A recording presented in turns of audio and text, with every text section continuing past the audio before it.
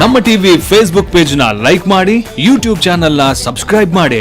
ನಮ್ಮ ಎಲ್ಲಾ YouTube video ಅಪ್ಡೇಟ್ಸ್ಗೆ ಬೆಲ್ ಐಕಾನ್ ಕ್ಲಿಕ್ ಮಾಡಿ. ನಮ್ಮ ಟಿವಿ ಕರಾವಳಿ ಕರ್ನಾಟಕದ ನಾಡಿಮಿಡಿತ.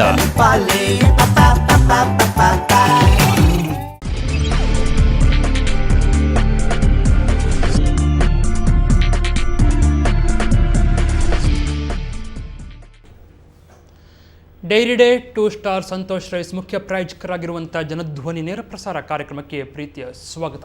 ಕಳೆದ ಕೆಲವು ದಿನಗಳಿಂದ ನೀವು ಕರಾವಳಿಯ ಮೀನು ಪ್ರಿಯರು ತಿನ್ನುತ್ತಿರುವಂಥ ಮೀನಿಗೆ ಒಂದು ದ್ರಾವಣ ಅಥವಾ ಒಂದು ಕೆಮಿಕಲನ್ನು ಹಾಕ್ಕೊಂಡು ಅದು ಇಂಪೋರ್ಟ್ ಆಗ್ತಾ ಇದೆ ಅಥವಾ ಆಮದು ಆಗ್ತಾ ಇದೆ ಎನ್ನುವಂಥ ಮಾತು ಅಥವಾ ಎನ್ನುವಂಥ ವಿಚಾರ ನಮ್ಮ ಗಮನಕ್ಕೆ ಅಥವಾ ನಿಮ್ಮ ಗಮನಕ್ಕೆ ಬಂದಿರಬಹುದು. ಅಂದರೆ ಮೀನು ಹೊರಗಿನ ರಾಜ್ಯಗಳಿಂದ ನಮ್ಮ ರಾಜ್ಯಕ್ಕೆ, ನಮ್ಮ ಕರಾವಳಿಗೆ, ನಮ್ಮ ಜಿಲ್ಲೆಗೆ ಮತ್ತು ನಮ್ಮ ಮಂಗಳೂರಿಗೆ ಬಂದು ಮುಟ್ಟುವಾಗ ಅದರ ಏನು ಟೈಮ್ ಪೀರಿಯಡ್ ಇರುತ್ತೆ ಅದನ್ನು ತಾಜಾವಾಗಿ ಇಟ್ಟುಕೊಳ್ಳಲು ಅದಕ್ಕೆ ಫಾರ್ಮಾಲಿನ್ ಎನ್ನುವಂಥ ಒಂದು ದ್ರಾವಣವನ್ನು ಸಿಂಪಡಿಸ್ತಾರೆ ಅಥವಾ ಲೇಪಿಸ್ತಾರೆ ಎನ್ನುವಂಥ ಮಾತುಗಳು. ಇದು ಯಾಕಂತ ಹೇಳಿದರೆ 2 ತಿಂಗಳು ನಮ್ಮ ಕರಾವಳಿಯಲ್ಲಿ ಮೀನುಗಾರಿಕೆ, ಆಳ ಮೀನುಗಾರಿಕೆ ನಿಷೇಧ ಇರುವುದರಿಂದ ಆಗ ಮೀನು ಪ್ರಿಯರಿಗೆ ಮೀನಿನ ಅವಶ್ಯಕತೆಗಳನ್ನು ಪೂರೈಸಲಿಕ್ಕೆ ನಾವು ತಮಿಳುನಾಡು ಅಥವಾ ಆಂಧ್ರನೋ ಅಲ್ಲಿಂದ ಮೀನುಗಳನ್ನು ತಂದು ಕಳ್ತೇವೆ ಅಥವಾ ಆಮದು ಮಾಡಿಕೊಳ್ತೇವೆ.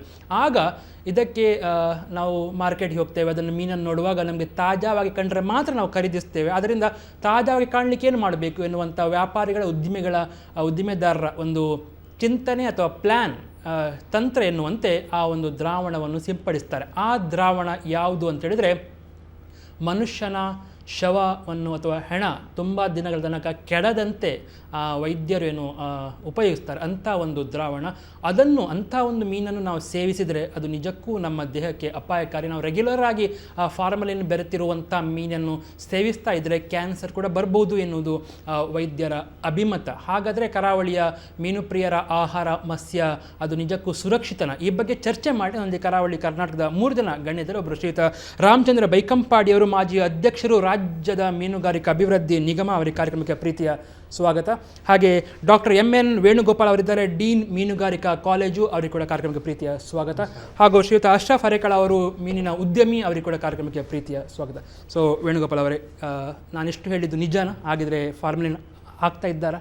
ಹೌದು, ಫಾರ್ಮಲಿನ್ ಇರುವಂಥದ್ದು ಅದು ದೃಢಪಟ್ಟಿದೆ. ಅಂದರೆ ನಾವು ಮಾಧ್ಯಮಗಳ ಮೂಲಕ ನೋಡಿದ್ದೇವೆ.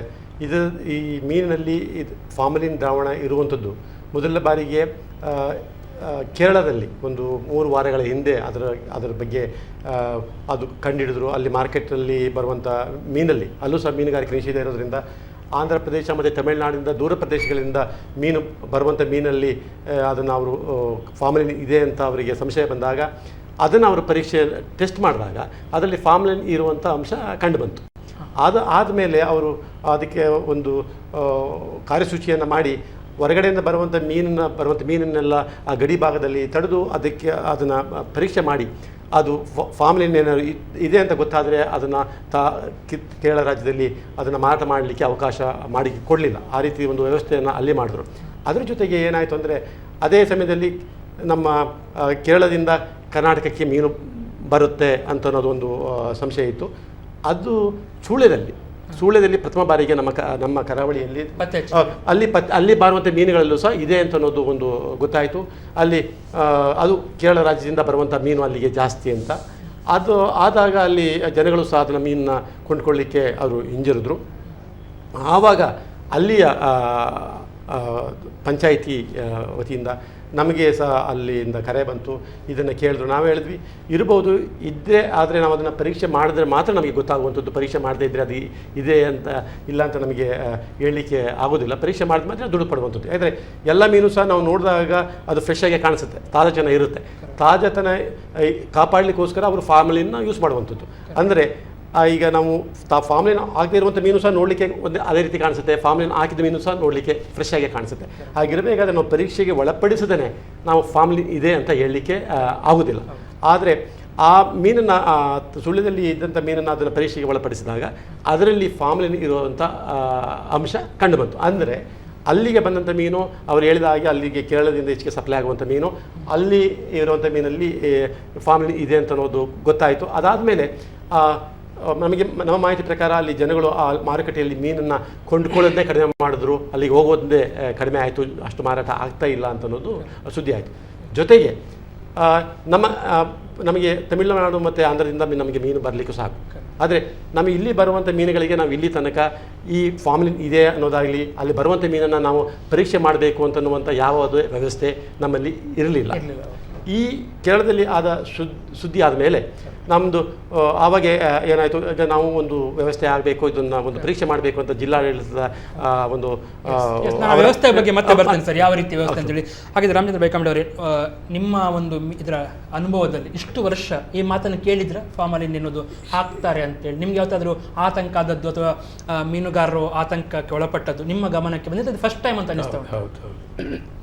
ಈಗ ಈ ಫಾರ್ಮಲಿನ್ ಈ ದ್ರಾವಣದಿಂದ ಉಂಟಾದಂತಹ ಒಂದು ಒಟ್ಟು ವ್ಯವಸ್ಥೆ ಕರ್ನಾಟಕದ ಕರಾವಳಿಯ ಜನರಿಗೆ ಬಹಳಷ್ಟು ಗಂಭೀರವಾದಂತಹ ಒಂದು ಡ್ಯಾಮೇಜ್ ಆಗಿದೆ. ಮೀನು ತಿನ್ನುವವರಿಗೂ ಕೂಡ ಭಯ, ಗ್ರಾಹಕರಿಗೂ ಭಯ, ಮಾರಾಟ ಮಾಡುವುದಕ್ಕೆ ಕೂಡ ನಷ್ಟ. ಈ ರೀತಿ ಎಲ್ಲ ಇದರಲ್ಲಿ ಮೀನಿನ ಕುಸಿತ ಆಗಿದೆ, ತಿನ್ನುವವರ ಕುಸಿತ ಆಗಿದೆ. ಇದೆಲ್ಲಕ್ಕೆ ಕಾರಣ ಈ ಒಂದು ಆಂಧ್ರ ಮತ್ತು ತಮಿಳುನಾಡಿನ ಬರತಕ್ಕಂಥ ಈ ಫಾರ್ಮಲಿನ್, ಈ ದ್ರಾವಣದ್ದು. ಫಾರ್ಮಲಿನ್ ಹೇಗೆ ಇಡ್ತಾರೆ ಅಂತ ಹೇಳಿದ್ರೆ, ಅವರು ಮೀನಿಗೆ ಆ ದ್ರಾವಣವನ್ನು ಇಂಜೆಕ್ಟ್ ಮಾಡ್ತಾರೆ. ಪ್ರತಿಯೊಂದು ಮೀನಿಗೆ? ಹೌದು, ದೊಡ್ಡ ಮೀನುಗಳಿಗೆ ಇಂಜೆಕ್ಟ್ ಮಾಡಿ ಕಳಿಸ್ತಾರೆ. ಅದು ತಾಜಾ ಇರುವ ಹಾಗೆ ಮಾಡುವುದು. ಅದು ಇನ್ನೊಂದು ರೂಪದಲ್ಲಿ ಏನು ಮಾಡ್ತಾರೆ, ಸೋಡಿಯಂ ಏನು ಇದೆಯಾ ಅದನ್ನು ಪೌಡರ್ ರೂಪದಲ್ಲಿ ಇಟ್ಟು ಇನ್ನು ಕೆಮಿಕಲ್ ಹಾಕಿ ಅದನ್ನು ಕಳಿಸುವಂಥದ್ದು ಇನ್ನೊಂದು ರೀತಿ. 2 ಟೈಪಲ್ಲಿ ಈ ದ್ರಾವಣಗಳನ್ನು ಹಾಕಿ ಕಳಿಸ್ತಾರೆ. ಅದು ತಾಜಾವಾಗಿ ಇರ್ತದೆ. ಸೊ ಏನು ಅಲ್ಲಿಂದ ಮೀನು ಕಳಿಸ್ತಾನೆ ಅವನು ಲಾಸ್ ಆಗಬಾರ್ದು, ಇನ್ನು ಮಾರಾಟ ಮಾಡುವವನಿಗೂ ಲಾಸ್ ಆಗಬಾರ್ದು, ತಿನ್ನುವರಿಗೆ ಮಾತ್ರ ಲಾಸ್. ಇದರಿಂದ ಏನಾಗಿದೆ, ಇಡೀ ಜಿಲ್ಲೆಯಲ್ಲಿ ಮೀನಿನ ಬಗ್ಗೆ, ತಿನ್ನುವ ಬಗ್ಗೆ ಭಯ ಆಗಿದ್ದು ಅದು ಖಂಡಿತವಾಗಿ ಆಗಿದೆ. ಫಸ್ಟ್ ಟೈಮ್ ಇಂಥದ್ದು ಬೇರೆ ಒಂದು ರೂಪದ ಲಾಸ್ಟ್ ಟೈಮ್ ಬಂದಿತ್ತು, ಮೀನಿಗೆ ಅದು ರೋಗ ಇದೆ, ಇದು ರೋಗ ಇದೆ ಅಂತೇಳಿ. ಅದು ತಾತ್ಕಾಲಿಕವಾಗಿ ಅದು ಶಮನಾಗಿ ಹೋಗಿದೆ. ಓಕೆ, ಅಶೋಕರ ನಿಮ್ಮ ಗಮನಕ್ಕೆ ಇದು ಮೊದಲು ಬಂದಾಗ ಏನು ಅನ್ನಿಸ್ತು? ಒಬ್ಬ ಉದ್ದಿಮೆದಾರರಾಗಿ ದಕ್ಷಿಣ ಕನ್ನಡ ಜಿಲ್ಲೆಯಲ್ಲಿ ಈಗ ನಾವು ಕರ್ನಾಟಕದ ಪ್ರತಿಯೊಂದು ಬಂದರಲ್ಲಿ ನಾವು ಎಲ್ಲ ಹೋಗಿದ್ದೇವೆ. ರಾಮಚಂದ್ರನ ಹೇಳಿದರು ಈಗ ವಿಷಯದಲ್ಲಿ, ಯಾವುದೇ ಬಂದರಲ್ಲಿ ಕೂಡ ಒಂದು ಆಗಸ್ಟಿನ ನಂತರ ಸೆಪ್ಟೆಂಬರ್, ನವಂಬರ್, ಡಿಸೆಂಬರಲ್ಲಿ ನಮ್ಮದು ಬೋಟು ಇಲ್ಲಿ ಚಲಾವಣೆ ಆಗ್ತದೆ. ಚಲಾವಣೆ ಆಗುವಾಗ 3 ತಿಂಗಳು ಇಲ್ಲಿ ಫಿಶಿಂಗ್ ಜಾಸ್ತಿ ಆಗ್ತದೆ. ಇದು ಪರ್ಸಿನ್ ಬೋಟು ಮತ್ತು ಟ್ರಾಲ್ ಬೋಟು ಎಲ್ಲ ಬೋಟಲ್ಲಿ ಫಿಶ್ ಜಾಸ್ತಿ ಬರುವಾಗ ಅದನ್ನು ಏನು ಮಾಡ್ತಾರೆ ಗೊತ್ತಾಯ್ತಾ, ಇಲ್ಲಿಂದ ಬೇರೆ ಕಡೆ ಕಳಿಸ್ತಾರೆ. ಇಲ್ಲಿ ಕೂಡ ವ್ಯಾಪಾರ ಮಾಡ್ತಾರೆ, ಮಂಗಳೂರು ಬಂದರಲ್ಲಿ ಮಾಡ್ತಾರೆ, ಮಲ್ಪೆ ಎಲ್ಲ ಸೈಡಲ್ಲಿ ಮಾಡ್ತಾರೆ. ಮಾಡಿ ನಂತರ ಸ್ವಲ್ಪ ಜಾಸ್ತಿ ಆಗುವಾಗ ಅದನ್ನು ಇದು ಎಕ್ಸ್ಪೋರ್ಟ್ ಮಾಡ್ತಾರೆ. ಇಲ್ಲಿ ದಕ್ಷಿಣ ಕನ್ನಡ ಜಿಲ್ಲೆಯಲ್ಲಿ ಜಾಸ್ತಿಯಾಗಿ ನಮ್ಮ ಫ್ಯಾಕ್ಟ್ರಿ ಫೀಸಿಂಗ್ ಇದೆ, ಅದರಲ್ಲಿ ಇಡ್ತಾರೆ. ಆದರೆ ದಕ್ಷಿಣ ಕನ್ನಡ ಜಿಲ್ಲೆಯಲ್ಲಿ ನಾವು ಯಾವುದು ಅಂತ ಒಂದು ಕೆಮಿಕಲ್ ವಿಷಯದಲ್ಲಿ ನಮಗೆ ನನ್ನೊಂದು 22 ವರ್ಷ ಒಂದು ಮೀನಿನ ಒಂದು ಜೀವನ, ನಾವು ಉದ್ಯಮಿ, ಅದರಲ್ಲಿ ನಮಗೆ ಯಾವುದು ಥರ ನಮಗೆ ತೊಂದರೆ ಹಾಕುದಿಲ್ಲ ಅಂತ ಇಲ್ಲ. ನಮ್ಮ ಕರ್ನಾಟಕದಲ್ಲಿ ಅಂತ ಒಂದು ವಿಷಯನೇ ಇಲ್ಲ. ಕರ್ನಾಟಕದಲ್ಲಿ ನಮಗೆ ಆದರೆ ಅಲ್ಲಿಂದ ಹಾಕಿದ್ದು ಬರ್ಬೋದು. ಇವರು ರಾಮಚಂದ್ರನ ಹೇಳಿದ್ರಲ್ಲ, ಆಂಧ್ರದಿಂದ ಬರುವ ಮಾಲಿಗೆ ಅದು ಜಾಸ್ತಿಯಾಗಿ ನಮಗೆ ಒಂದು ಸಂಶಯ ಇದೆ. ಅಂದರೆ ಅದು ಜಾಸ್ತಿ ಎಷ್ಟು ಟೈಮ್ ಇರ್ತದೆ ಅಲ್ಲಿಂದ ಬರುವಾಗ ಅದನ್ನು ನಾವು ಇಲ್ಲಿ ಪರ್ಚೇಸ್ ಮಾಡೋದಿಲ್ಲ. ನಾವು ಅದನ್ನು ಇಲ್ಲಿ ಪರ್ಚೇಸ್ ಮಾಡೋದಿಲ್ಲ. ನಮಗೆ ಎಲ್ಲಿ ಬೇಕು ನಾವು ಇಲ್ಲಿ ಬರ್ತೇವೆ, ಬೈಕಂಪಾಡಿಗೆ ಬರ್ತೇವೆ, ಮತ್ತು ಮಲ್ಪೆಗೆ ಬರ್ತೇವೆ, ಮತ್ತು ಇಲ್ಲಿ ಮಂಜೇಶ್ವರಕ್ಕೆ ಹೋಗ್ತೇವೆ, ಮತ್ತು ಇಲ್ಲಿ ಮಂಗಳೂರಲ್ಲಿ ತುಂಬ ಫ್ಯಾಕ್ಟ್ರಿ ಇದೆ. ಅಲ್ಲಿಂದ ಪರ್ಚೇಸ್ ಮಾಡಿ ನಾವು ಬಂದರಲ್ಲಿ ಕೊಂಡೋಗಿ ಅದನ್ನು ನಾವು ಮಂಗಳೂರು ಕಡೆಯಲ್ಲಿ ನಾವು ಅದನ್ನು ಎಲ್ಲರಿಗೆ ವ್ಯಾಪಾರ ಮಾಡ್ತೇವೆ. ನಾವು ಇದು ಗೊತ್ತಾದ ನಂತರ ಜಿಲ್ಲಾಡಳಿತ ಏನಾದರೂ ಕ್ರಮ ಕೈಗೊಂಡಿದೆ? ಅದಕ್ಕಿಂತ ಮೊದಲು ನಾನು ಅಂದರೆ ಈ ಮೀನಿಗೆ ಯಾಕೆ ಇದನ್ನು ಹಾಕುವಂಥ ಅವಶ್ಯಕತೆ ಅವರಿಗೆ ಬಂತು ಅನ್ನೋದ್ರ ಬಗ್ಗೆ ಒಂಚೂರು ಹೇಳಿದ್ರೆ ನಮಗೆ ಅನುಕೂಲ ಆಗುತ್ತೆ. ಅಂದರೆ ಮೀನು ಬೇರೆ ನಮ್ಮದು ಆಹಾರ ಮಾಂಸಾಹಾರಗಳ ಕಂಪೇರ್ ಮಾಡಿದ್ರೆ ಮೀನು ಅತಿ ಕಡಿಮೆ ಸಮಯದಲ್ಲಿ ಶೀಘ್ರವಾಗಿ ಹಾಳಾಗುವಂಥ ಒಂದು ಪದಾರ್ಥ ಚಿಕನ್ ಅವಾಗ ಕಂಪೇರ್ ಮಾಡಿದ್ರೆ. ಅದಕ್ಕೋಸ್ಕರ ಏನು ಮಾಡ್ತಾರೆ ನಮ್ಮ ಮೀನುಗಾರರು ಸಹ ಇತ್ತೀಚಿನ ದಿನಗಳಲ್ಲಿ ಮೀನು ಹಿಡಿದ ತಕ್ಷಣ ಅದನ್ನು ಮಂಜುಗಡ್ಡೆ ಹಾಕಿ ಅಥವಾ ಐಸ್ ಹಾಕಿ ನಾವು ಶೇಖರಣೆ ಮಾಡ್ತಾರೆ. ಅದು ಮಾಡೋದ್ರಿಂದ ಏನಾಗುತ್ತೆ, ಮೀನಿನಲ್ಲಿ ಇರುವಂಥ ಸೂಕ್ಷ್ಮಾಣು ಜೀವಿಗಳು ಏನಿವೆ, ಬ್ಯಾಕ್ಟೀರಿಯಾ ಅಂತ ಏನು ಹೇಳ್ತೀವಿ, ಅವುಗಳು ಮೀನಿನ ತಾಜಾತನವನ್ನು ಹಾಳು ಮಾಡಲಿಕ್ಕೆ ಕಾರಣ ನಾವು ಅವನ ಟೆಂಪರೇಚರ್ನ ಹವಾಮಾನವನ್ನು ನಾವು ತಾಪಮಾನವನ್ನು ಐಸಿನ ಮಟ್ಟಕ್ಕೆ ನಾವು ತಂದಾಗ ಅವುಗಳ ಆ್ಯಕ್ಟಿವಿಟಿ ಕಡಿಮೆ ಆಗುತ್ತೆ. ಆವಾಗ ತಾಜಾತನ ಹೆಚ್ಚಿನ ಸಮಯ ತನಕ ಇರುತ್ತೆ. ಹಾಗೆ ಮಾಡ್ತೇವೆ ಐಸ್ ಹಾಕೋದ್ರಿಂದ. ಇವಾಗ ಐಸ್ ಹಾಕಿ ನಾವು ಸಾಗಣೆ ಮಾಡಬೇಕಾದ್ರೆ ಅದನ್ನು ಹತ್ತಿರದ ಪ್ರದೇಶಗಳಿಗೆ ಒಂದು 6-10 ಗಂಟೆ ಪ್ರಯಾಣದಲ್ಲಿ ಮಾಡಬೇಕಾದ್ರೆ ಯಾವುದೋ ತೊಂದರೆ ಆಗೋದಿಲ್ಲ. ಆದರೆ ಈಗ ದೂರದಿಂದ ಬರುವಂಥ ಮೀನು ಅಂದರೆ ಈಗ ಆಂಧ್ರದಿಂದ ಆಗಿರ್ಬೋದು, ತಮಿಳುನಾಡಿಂದ ಆಗಿರ್ಬೋದು, ನಮ್ಮ ಇಲ್ಲಿ ಯಾವಾಗ ಮೀನುಗಾರಿಕೆ ನಿಷೇಧ ಇದ್ದಾಗ ನಮಗೆ ಮೀನಿನ ಅವಶ್ಯಕತೆ ಇದ್ದಾಗ ದೂರದಿಂದ ಬರಬೇಕಾದ್ರೆ ಅವರು ಹಲವು ಗಂಟೆಗಳ ಪ್ರಯಾಣ ಮಾಡಿ ಬರಬೇಕಾದ್ರೆ ಮೀನಿನ ಐಸನ್ನೇ ಹಾಕೊಂಡ್ಬಂದರೆ ಅದರ ತಾಜಾತನ ಉಳಿಬೇಕಾದ್ರೆ ಕಷ್ಟ ಆಗ್ಬೋದು. ಆ ನಿಟ್ಟಿನಲ್ಲಿ ಏನು ಮಾಡ್ತಾರೆ ಅಂದರೆ ಮಾಡ್ತಾ ಇರ್ಬೋದು ಅಂದರೆ ಅವರು ಫಾರ್ಮಲಿನ್ನ ಮೀನಿಗೆ ಹಾಕ್ತಾರೆ. ಅದನ್ನು ಮೀನು ದೊಡ್ಡ ಮೀನುಗಳಿಗೆ ಅದ್ರ ಮೇಲೆ ಮೈ ಮೇಲೆ ಅದನ್ನು ಅದ್ದಬಹುದು, ಇಲ್ಲ ಅದನ್ನು ಇಂಜೆಕ್ಷನ್ ಸಹ ಮಾಡ್ಬೋದು. ಅಲ್ಲಿ ಹಾಕಿದಾಗ ಫಾರ್ಮಲಿನ ಹಾಕಿದಾಗ ಏನಾಗುತ್ತೆ, ಅದರಲ್ಲಿ ಮೀನಿನ ಮೈ ಮೇಲೆ ಮತ್ತು ಅವರ ಹೊಟ್ಟೆ ಭಾಗದಲ್ಲಿ ಇರುವಂಥ ಈ ಬ್ಯಾಕ್ಟೀರಿಯಾಗಳು ಏನಿದೆ ಅವುಗಳು ಕಡಿಮೆ ಆಗುತ್ತೆ. ಮೀನು ನೋಡಲಿಕ್ಕೆ ತಾಜಾ ಮೀನಿನ ಹಾಗೇ ಇರುತ್ತೆ. ಎಷ್ಟೇ ಹೊತ್ತಾದರೂ ಸಹ, ಒಂದು 2 ದಿನ ಆದರೂ ಸಹ ಮೀನು ಹಾಗೇ ಕಾಣಿಸುತ್ತೆ. ಜೊತೆಗೆ ನಾವು ಮೀನು ಮಾರಾಟ ಕೊಂಡ್ಕೊಳ್ಳಿಕ್ಕೆ ಹೋದಾಗ ನಾವು ಏನು ಮಾಡ್ತೇವೆ, ಸಾಮಾನ್ಯವಾಗಿ ಮೀನು ಫ್ರೆಶ್ ಹೇಗಿದೆ ಅಂತ ನೋಡಬೇಕಾದ್ರೆ ಅದರ ಮೀನಿನ ಮೇಲ್ಭಾಗ ನೋಡ್ತೇವೆ, ಅದನ್ನು ಹೊಳಿತಾ ಇರಬೇಕು. ಅದನ್ನು ಕಿವರನ್ನ ಎತ್ತು ನೋಡ್ತೇವೆ. ಕಿವರನ್ನ ಎತ್ತು ನೋಡಿದಾಗ ಅದು ಕೆಂಪು ಬಣ್ಣಕ್ಕಿದ್ರೆ ಹೌದು ಅದು ಫ್ರೆಶ್ ಆಗಿದೆ ಅಂತೇವೆ. ಆದರೆ ಅದು ಐಸಲ್ಲಿ ಇಟ್ಟು ಮೀನಾದರೂ ಸಹ ಆ ಕಿವರನ್ನ ಎತ್ತು ನೋಡಿದಾಗ ಸಮಯ ಆದಾಗೆ ಅದು ಕಂದು ಬಣ್ಣಕ್ಕೆ ಅಲ್ಲಿ ಮಂದ ಬಣ್ಣಕ್ಕೆ ಬರುತ್ತೆ. ಆವಾಗ ಅದು ಮೀನು ಹಾಳಾಗಿದೆ ಅಂತ ಗೊತ್ತಾಗುತ್ತೆ.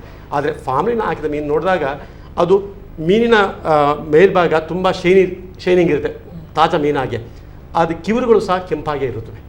ತಾಜಾ ಮೀನಿನ ಹಾಗೆ ತಾನೇ ಹಿಡಿದ ಮೀನಿನ ಹಾಗೆ ಇರುತ್ತೆ. ಅಂದರೆ ಅದು 2 ದಿನ ಆಗಿರ್ಬೋದು, ಹಾಗೇ ಇರುತ್ತೆ,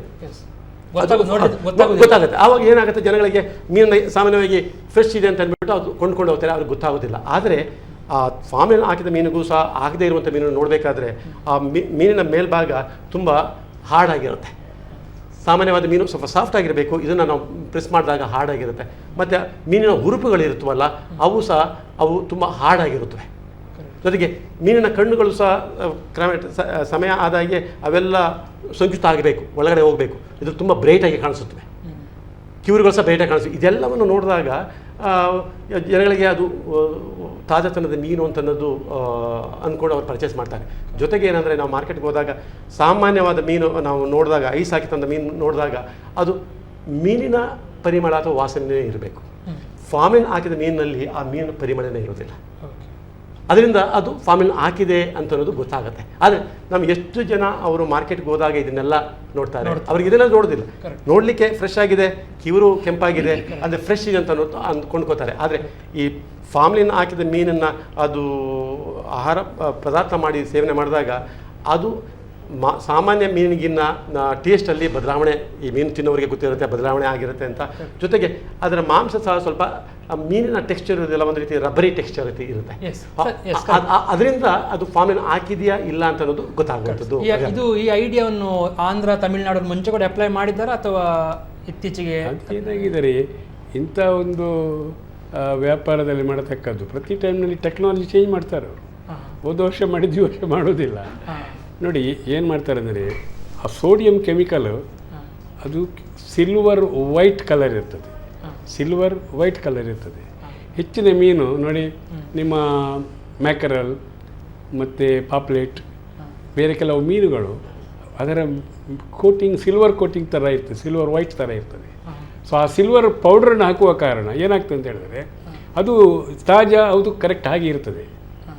ಅದಕ್ಕೆ 1 kgಗೆ 300 mg ಪೌಡ್ರನ್ನು ಅವರು ಮೀನಿಗೆ ಲೇಪನ ಮಾಡ್ತಾರೆ.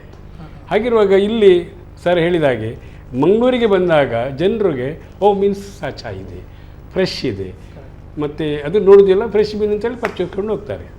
ಯಾಕೆಂದರೆ ಮಂಗಳೂರಿನ ಇದು ತಿನ್ನೋದು ಮಾತ್ರ ಅವರಿಗೆ ಗೊತ್ತಿಲ್ಲದಿದ್ದರೆ ಅದನ್ನು ಮೀನನ್ನು as it is where it is judge ಮಾಡುವಷ್ಟು ಅವರ ಹತ್ರ ಇರೋದಿಲ್ಲ, ತಾಳ್ಮೆ ಇರೋದಿಲ್ಲ, ಸಮಯವೂ ಇರೋದಿಲ್ಲ. ಅದನ್ನು ಪರ್ಚೇಸ್ ಮಾಡಿಕೊಂಡು ಹೋಗ್ತಾರೆ. ಆದರೆ ನಾವು ಈಗ ಜಿಲ್ಲಾ ಅಧಿಕಾರಿಗಳು ಅಥವಾ ಜಿಲ್ಲಾ ವೈದ್ಯಾಧಿಕಾರಿಗಳು ಜಿಲ್ಲೆಯ ಜನರ ಆರೋಗ್ಯ ದೃಷ್ಟಿಯಿಂದ ಈ ದನದರ ಬಗ್ಗೆ ಸೂಕ್ತವಾದಂಥ ತನಿಖೆ ಆಗಬೇಕು. ಈಗ ಇದೇನಾಗಿದ್ದಾರೆ, ಮೈಸೂರು ಪ್ರಯೋಗಾಲಯದಲ್ಲಿ ಈ ಒಂದು ಕೆಮಿಕಲ್ನ ಬಗ್ಗೆ ಇದರ ಬಗ್ಗೆ ಸಾಬೀತಾಗಿದೆ ಮೈಸೂರಲ್ಲಿ. ಆದ ಕಾರಣ ಇಟ್ ಈಸ್ ಮೋರ್ ಡೇಂಜರಸ್ ಒಳಗೆ ಬಂದಿದೆ. ಈಗ ಏನಾಗಬೇಕು ಅಂದರೆ, ದಕ್ಷಿಣ ಕನ್ನಡ ಜಿಲ್ಲೆಯ ವೈದ್ಯಾಧಿಕಾರಿಗಳು ಅಥವಾ ಆಡಳಿತ ಸಂಸ್ಥೆಯವರು ಸ್ಟ್ರಿಕ್ಟ್ ಆಗಿ ದಕ್ಷಿಣ ಕನ್ನಡ ಜಿಲ್ಲೆಯ ಮೀನುಗಾರರಿಗೆ ಈ ಮೀನನ್ನು ಪರ್ಚೇಸ್ ಮಾಡಬಾರ್ದು ಅಂತ ಮಾಡಬೇಕು. ಯಾಕಂದರೆ ಈಗಾಗಲೇ ನವಮಂಗಳೂರು ಬಂದರದ ಒಳಗೆ ಈಗ ಮೀನುಗಾರಿಕೆ ಪ್ರಾರಂಭ ಆಗಿದೆ. ಸಾದಾ ಮೀನು, ಸ್ವಚ್ಛ ಮೀನು ಇಲ್ಲಿ ಸಿಗುವ ಕಾರಣ ಯಾವುದೇ ಕಾರಣಗಳು ಆ ಮೀನನ್ನು ಪರ್ಚೇಸ್ ಮಾಡಬಾರ್ದು ಅಂತ ಒಂದು ಆದೇಶ ಕೊಡಬೇಕು. ಅಶ್ರಫ್ ಅವರೇ, ಹಾಗಾದ್ರೆ ಆ ಮೀನು ಈ ಮೀನು ಅಂತೇಳಿ ಗೊತ್ತಾಗ್ತದ ಒಬ್ಬ ಸಾಮಾನ್ಯ 75 ದಿವಸ ನಮ್ಮದು ಈ ಬಂದರಲ್ಲಿ ಎಲ್ಲ ಮಲ್ಪೆ ಮಂಗಳೂರೆಲ್ಲ ರಜೆ ಕ್ಲೋಸ್ ಆಗಿರ್ತದೆ. ಆವಾಗ ನಾವು ಏನು ಮಾಡ್ತೇವೆ ಗೊತ್ತಾಯ್ತಾ, ನಾವು ವ್ಯಾಪಾರಸ್ಥರು ಇಲ್ಲಿ ಕೇರಳ ಕಡೆಗೆ ವಾಡ ಅಂತ ಫಿಶ್ ಇದೆ, ಅಲ್ಲಿಗೆಲ್ಲ ಹೋಗ್ತದೆ, ಬೋಟೆಲ್ಲ ಹೋಗ್ತದೆ, ಮೆಡ್ರಾಸಲ್ಲೆಲ್ಲ ಹೋಗ್ತದೆ, ಅಲ್ಲಿಂದ ಇಲ್ಲಿಗೆ ರಫ್ತಾಗ್ತದೆ.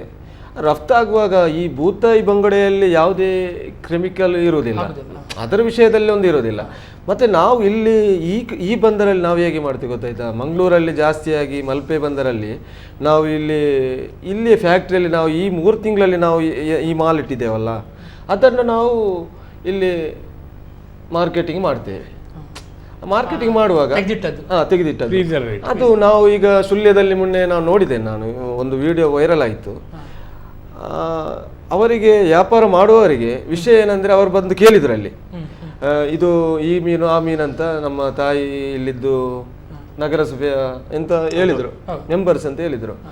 ಇವರು ಒಂದು ವಿಷಯ ಏನಂದರೆ, ಇಲ್ಲಿ ನೋಡಿ ನಾವು ಈಗ ಬೂತಾಯಿಗೆ ಕೆಜಿಗೆ ಒಂದು 120 ಇದ್ದರೆ ಇವರು ಅಲ್ಲಿ ಕೊಂಡೋಗಿ 220, 200ಕ್ಕೆಲ್ಲ ಮಾಡ್ತಾರೆ. ಆ ಗ್ರಿಜ್ಜಿಯಲ್ಲಿ ಬಂದು ಅವರೇನು ಮಾಡ್ತಾರೆ, ಅವರಿಗೆ ನಮ್ಮ ಮಂಗಳೂರಿಗೆ ಹೋದರೆ ಕಮ್ಮಿಯಲ್ಲಿ ರೇಟ್ಗೆ ಫಿಶ್ ಸಿಗ್ತದೆ, ಅಲ್ಲಿ ನಾವು ಸುಳ್ಯದಲ್ಲಿ ನಮಗೆ ಕೆಜಿಗೆ 250 ಕೊಡಬೇಕು. ಇಂಥ ಗ್ರಿಜ್ಜಿಯಲ್ಲಿ ಬಂದು ಅವರು ಮಾರ್ಕೆಟಲ್ಲಿ ಬಂದು ತರಾಟೆ ಮಾಡಿರ್ಬೋದು, ಈಗ ವಿಡಿಯೋ ಮಾಡಿ ಬಿಟ್ಟಿರ್ಬೋದು. ಇದು ಅವರಿಗೆ ವಿಷಯ ಅಂತಂದರೆ ಗೊತ್ತಿಲ್ಲ. ನಾವು ದಕ್ಷಿಣ ಕನ್ನಡ ಜಿಲ್ಲೆಯಿಂದ ಮಂಗಳೂರಿಂದ ಫಿಶ್ ಅಂತ ಅವರಿಗೆ ಗೊತ್ತಿರೋದಿಲ್ಲ, ಯಾರಿಗೆ ಗೊತ್ತಿರೋದಿಲ್ಲ, ಈ ಕಸ್ಟಮರ್ಗೆ. ಅವರು ಇಲ್ಲಿ ನಮ್ಮ ಮೀನುಗಾರರಲ್ಲಿ ಇವರು ಹಿರಿಯರು ಹೇಳಿದರು, ಮತ್ತು ಇವರು ಸೇರ್ ಕೂಡ ಹೇಳಿದರು, ಇಲ್ಲಿ ಉಂಟಲ್ಲ ನಮಗೆ ಈ ಬಂದರಲ್ಲಿ ನಾವು ಇದನ್ನೇ ನಾವು ಇಲ್ಲಿ ತಂದು ಮಾರೋದು. ಈ ಫ್ಯಾಕ್ಟ್ರಿಯಲ್ಲಿ ನಾವು ಇಟ್ಟಿದ್ದೇವಲ್ಲ ಅದನ್ನೇ ಇಲ್ಲಿ ತಂದು, ತಮಿಳುನಾಡು ಆಂಧ್ರದ್ದು ಇಲ್ಲ, ಅದು ನಾವು ತರೋದಿಲ್ಲ. ಬೂತಾಯಿ ಬಂಗುಡೆ ಬರ್ತದೆ, ಅದಕ್ಕೆ ಯಾವುದೇ ಕೆಮಿಕಲ್ ಹಾಕೋದಿಲ್ಲ. ಮತ್ತೆ ಇದೊಂದುಂಟು, ಸಾಕುವ ಮೀನೊಂದುಂಟು. ಆ ಮೀನು ನಾವು ಇಲ್ಲಿ ದಕ್ಷಿಣ ಕನ್ನಡ ಜಿಲ್ಲೆಯಲ್ಲಿ ಮಲ್ಪೆಯಲ್ಲಿ ನಾವು ಅದನ್ನು ರಫ್ತು ಮಾಡೋದಿಲ್ಲ, ಅಂದರೆ ವ್ಯಾಪಾರ ಮಾಡೋದಿಲ್ಲ. ಕ್ಯಾಟ್ಲ, ರೋಹು ಮತ್ತು ಬೇರೆ ಥರದೆಲ್ಲ ಫಿಶ್ ಎಲ್ಲ ಉಂಟು. ಅದಕ್ಕೆ ನಾವು ಫುಲ್ಲಾಗಿ ನಾವು ಎಲ್ಲೇ ಒಂದು ಕಡೆ ನಾವು ಆಂಧ್ರದಲ್ಲಿ ನೋಡ್ತೇವೆ, ಅದಕ್ಕೆ ಒಂದು ಇದರ ಮೇಲೆ ಇಟ್ಟು ಒಂದು ಕೆಮಿಕಲ್ ಹಾಕ್ತಾರೆ. ಆವಾಗ ನಾ ಹೇಳಿದೆ ಮನಸ್ಸಲ್ಲಿ ಆಯಿತು, ಇದು UPs ಮತ್ತು ಆಂಧ್ರಸ್ ಜಾಸ್ತಿ ತಿನ್ನೋ ಮೀನು. ಅಂದ್ರೆ ಅಲ್ಲಿಯವರು ತಿನ್ನೋದು ಕೂಡ ಅದೇ ಅಂಥದ್ದೇ ಮೀನು, ಕೆಮಿಕಲ್ ಅವರು ನೋಡಿ, ಅವರಿಗೆ ಅಷ್ಟು ಒಂದು ಜೀವದ್ದು ಒಂದು ಆಸೆ ಇದ್ದರೆ ಅವರು ತಿನ್ನಬಾರ್ದು. ಅಂದರೆ ಭಯಂಕರವಾದ ಒಂದು ನಮಗೆ ಅದು ದುಷ್ಟ ಶಕ್ತಿಯಲ್ಲಿ ನಂಗೆ ಕಾಣ್ತದೆ, ಅದು ಕೊಲ್ಲುವ ಒಂದು ಶಕ್ತಿ ಕಾಣ್ತದೆ. ನಮ್ಮ ಮತ್ತು ಮಂಗಳೂರು ಬಂದರಲ್ಲಿ ಮತ್ತು ದಕ್ಷಿಣ ಕನ್ನಡ ಕರ್ನಾಟಕದಲ್ಲಿ ನಾವು ಅಂಥ ಒಂದು ಡೋಂಗಿಯ ವ್ಯಾಪಾರ ಎಲ್ಲಿ ಕೂಡ ನಾವು ಬೋಟಿಂಗಲ್ಲಿ ಕೂಡ ಮಾಡೋದಿಲ್ಲ, ಮಾರ್ಕೆಟಿಂಗಲ್ಲಿ ಮಾಡೋದು. ಬೋಟಲ್ಲಿ ಬರ್ತದೆ, ಅದನ್ನು ತೆಗೆದು ನಾವು ಇಲ್ಲಿ ಬಾಕ್ಸ್ ಎಲ್ಲ ಅದನ್ನು ಪ್ಯಾಕಿಂಗ್ ಮಾಡಿ ನಾವು ಇಲ್ಲಿಂದ ಗಾಡಿಗೆ ಬಿಡ್ತೇವೆ. ಐಸ್ ನಾವು ಹಾಕ್ತೇವೆ. ಒಂದು ಬಾಕ್ಸ್ ಮೀನಿಗೆ 60 kg ಕೆಪಾಸಿಟಿ ಇರ್ತದೆ ಅದರಲ್ಲಿ. ಅದಕ್ಕೆ ನಾವು 30 kg ಹಾಕ್ತೇವೆ, 25 kg ಹಾಕ್ತೇವೆ. ಆ ಮೀನಿಗೆ ಉಂಟಲ್ಲ ನಾವು ಅದಕ್ಕೆ ಒಂದು 20-25 kg ನಾವು ಐಸ್ ಹಾಕ್ತೇವೆ. ಅದು ಅನಿವಾರ್ಯ ಹಾಕ್ಲೇಬೇಕು, ಇಲ್ಲ ಅಂದರೆ ಅದು ಏನಾಗ್ತದೆ ಗೊತ್ತಾಯ್ತಾ, ಆ ಮೀನು ನಾವು ಎಲ್ಲಿಗೆ ಮಾರ್ಕೆಟ್ಗೆ ಬಿಡ್ತೇವೆ ಆ ಮೀನು ನಮಗೆ ಅಲ್ಲಿ ಅಷ್ಟು ಫ್ರೆಶ್ ಕಾಣೋದಿಲ್ಲ. ಇಲ್ಲಿ ಒಂದು ಬಾಕ್ಸಿಗೆ 2,500 ರೂಪಾಯಿ ರೇಟ್ ಬೀಳ್ತದೆ, ಒಂದು ಬಂಗುಡೆಗೆ 25 kg 2,500 ರೇಟ್ ಬೀಳ್ತದೆ. ಅಲ್ಲಿ ಅದನ್ನು ಮಾರ್ಕೆಟಿಂಗ್ಗೆ ಅಲ್ಲಿ ಹೋಗಿ ಮುಟ್ಟುವಾಗ ಅದು 3,500 ರೂಪಾಯಿ ಬೀಳ್ತದೆ, 3,200 ರೂಪಾಯಿ ಬೀಳ್ಬಹುದು. ಅದನ್ನು ಅಲ್ಲಿ ನಾವು ಇಲ್ಲಿ 2,000 ರೂಪಾಯಿ ಬಿದ್ದು 3,000 ಇನ್ನೂ 3,500 ಆಗ್ತದೆ. ಅಲ್ಲಿಯೇ ಕೊಂಡೋಗಿ ನಾವು 1,500 ಬಿಟ್ಟರೆ ಒಂದು ಗಾಡಿಯಲ್ಲಿ 300 ಬಾಕ್ಸ್, 250 ಬಾಕ್ಸ್, 175 ಬಾಕ್ಸ್ ಮೀನು ಹೋಗ್ತದೆ. ಒಂದು ಬಾಕ್ಸಲ್ಲಿ ಹಣ ಎಷ್ಟು ಹೋಯ್ತು? ಅದಕ್ಕೆ ನಮಗೆ ಐಸ್ ಹಾಕುವ ನಮ್ಮ ಪದ್ಧತಿ ಅದು ಕಂಪ್ಲೀಟ್ ಆಗಿ ನಾವು ಅದು ಸ್ಟ್ರಾಂಗ್ ಆಗಿ ನಾವು ಹಾಕ್ತೇವೆ, ಅದರಲ್ಲಿ ಯಾವುದೇ ತೊಂದರೆ ಬರುತ್ತೆ. ವೇಣುಗೋಪಾಲ್ ಸರ್, ಹಾಗಾದ್ರೆ ಅದು ಅಷ್ಟು ರಿಸ್ಕ್ ಇರುವಂತ ಒಂದು ಕರೆ ಸ್ವೀಕರಿಸಿದ ನಾ ಬಗ್ಗೆ ಬರ್ತೇನೆ, ದ್ರಾವಣದ ಬಗ್ಗೆ. ಹಲೋ, ನಮಸ್ಕಾರ. ಹಲೋ, ಹೇಳಿ ನಿಮ್ಮ ಪ್ರಶ್ನೆ, ಅಭಿಪ್ರಾಯ ಹೇಳಿ, ಮಾತಾಡಿ.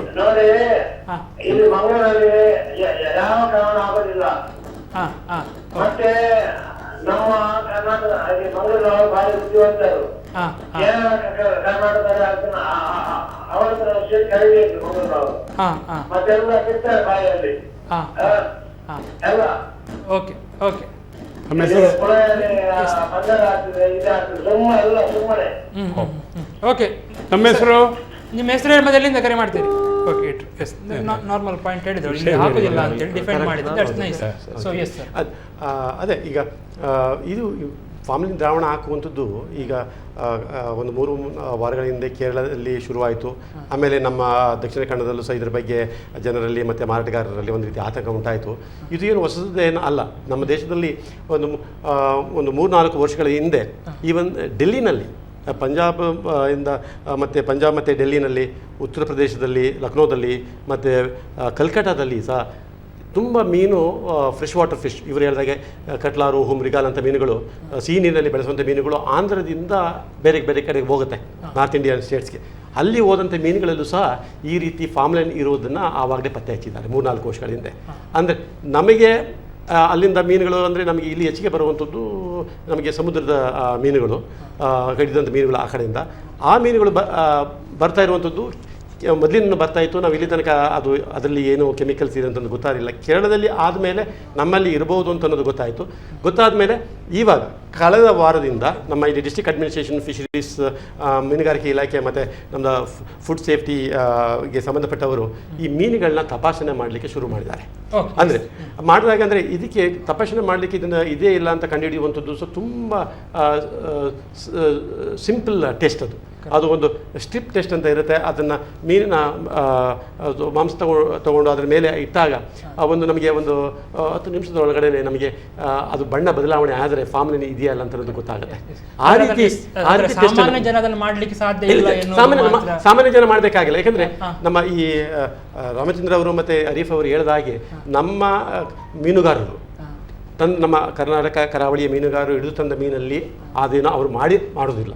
ಅಲ್ಲಿಂದ ನಮ್ಮ ಬಂದ ಮೀನನ್ನು ಅಲ್ಲಿಂದ ಬಂದರಿಂದ ತೆಗೆದು ಯಾರು ನಮ್ಮ ಇಲ್ಲಿ ಲೋಕಲ್ ಮಾರ್ಕೆಟ್ಗಳಲ್ಲಿ ಸಣ್ಣ ಪ್ರಮಾಣದಲ್ಲಿ ಮಾರಾಟ ಮಾಡ್ತಾರೆ ಅವರು ಸಹ ಮಾಡೋದಿಲ್ಲ. ಅಂದರೆ ನಮ್ಮ ಮೀನುಗಾರಿಕೆ ನಿಷೇಧ ಆದ ಸಮಯದಲ್ಲಿ ನಾವು ಹೊರಗಡೆಯಿಂದ ಯಾವುದು ಮೀನು ಬರುತ್ತೆ ಅದರಲ್ಲಿ ಹಾಕಿರ್ಲಿಕ್ಕೆ ಸಾಕು. ನಾವು ಇಲ್ಲಿ ತನಕ ಅದನ್ನು ಪರೀಕ್ಷೆ ಮಾಡುವಂಥ ಯಾವುದೋ ಗೌಜಿಗೂ ನಾವು ಹೋಗಿರಲಿಲ್ಲ, ಆದರೆ ಅದರ ಅವಶ್ಯಕತೆಯೂ ಇರಲಿಲ್ಲ.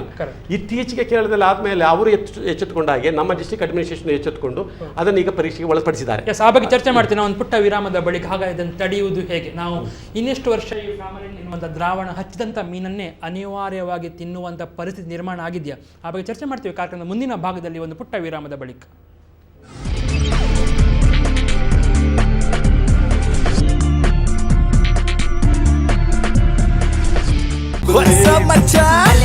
ನಮ್ಮ ಟಿವಿ ಫೇಸ್ಬುಕ್ ಪೇಜ್ ನ ಲೈಕ್ ಮಾಡಿ, ಯೂಟ್ಯೂಬ್ ಚಾನೆಲ್ ನ ಸಬ್ಸ್ಕ್ರೈಬ್ ಮಾಡಿ. ನಮ್ಮ ಎಲ್ಲಾ ಯೂಟ್ಯೂಬ್ ವಿಡಿಯೋ ಅಪ್ಡೇಟ್ಸ್ಗೆ ಬೆಲ್ ಐಕಾನ್ ಕ್ಲಿಕ್ ಮಾಡಿ. ನಮ್ಮ ಟಿವಿ ಕರಾವಳಿ ಕರ್ನಾಟಕದ ನಾಡಿಮಿಡಿತ.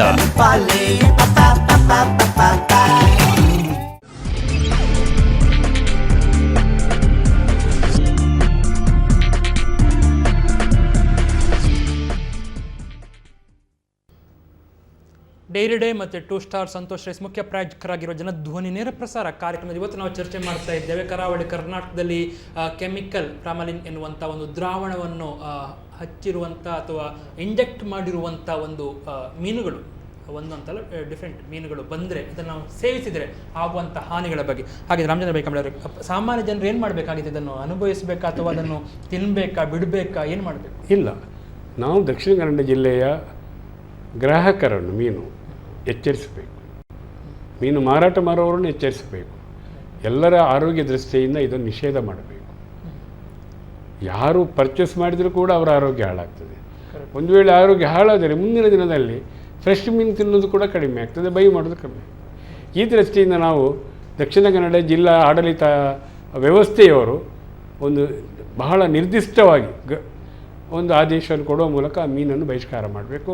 ಮುಂದಿನ ದಿನದಲ್ಲಿ ಯಾವುದೇ ಕಾರಣಗಳಿಗೂ ಇಲ್ಲಿಯ ಮಾರ್ಕೆಟಿಗಳಿಗೆ ಆ ಫಾರ್ಮಲಿನ್ ಲೇಪಿತ ಮೀನು ಅಥವಾ ಸೋಡಿಯಂ ಪೌಡರ್ ಲೇಪಿತ ಮೀನು ಇಲ್ಲಿಗೆ ಕರ್ನಾಟಕ ಕರಾವಳಿಗೆ ಬರಬಾರದು.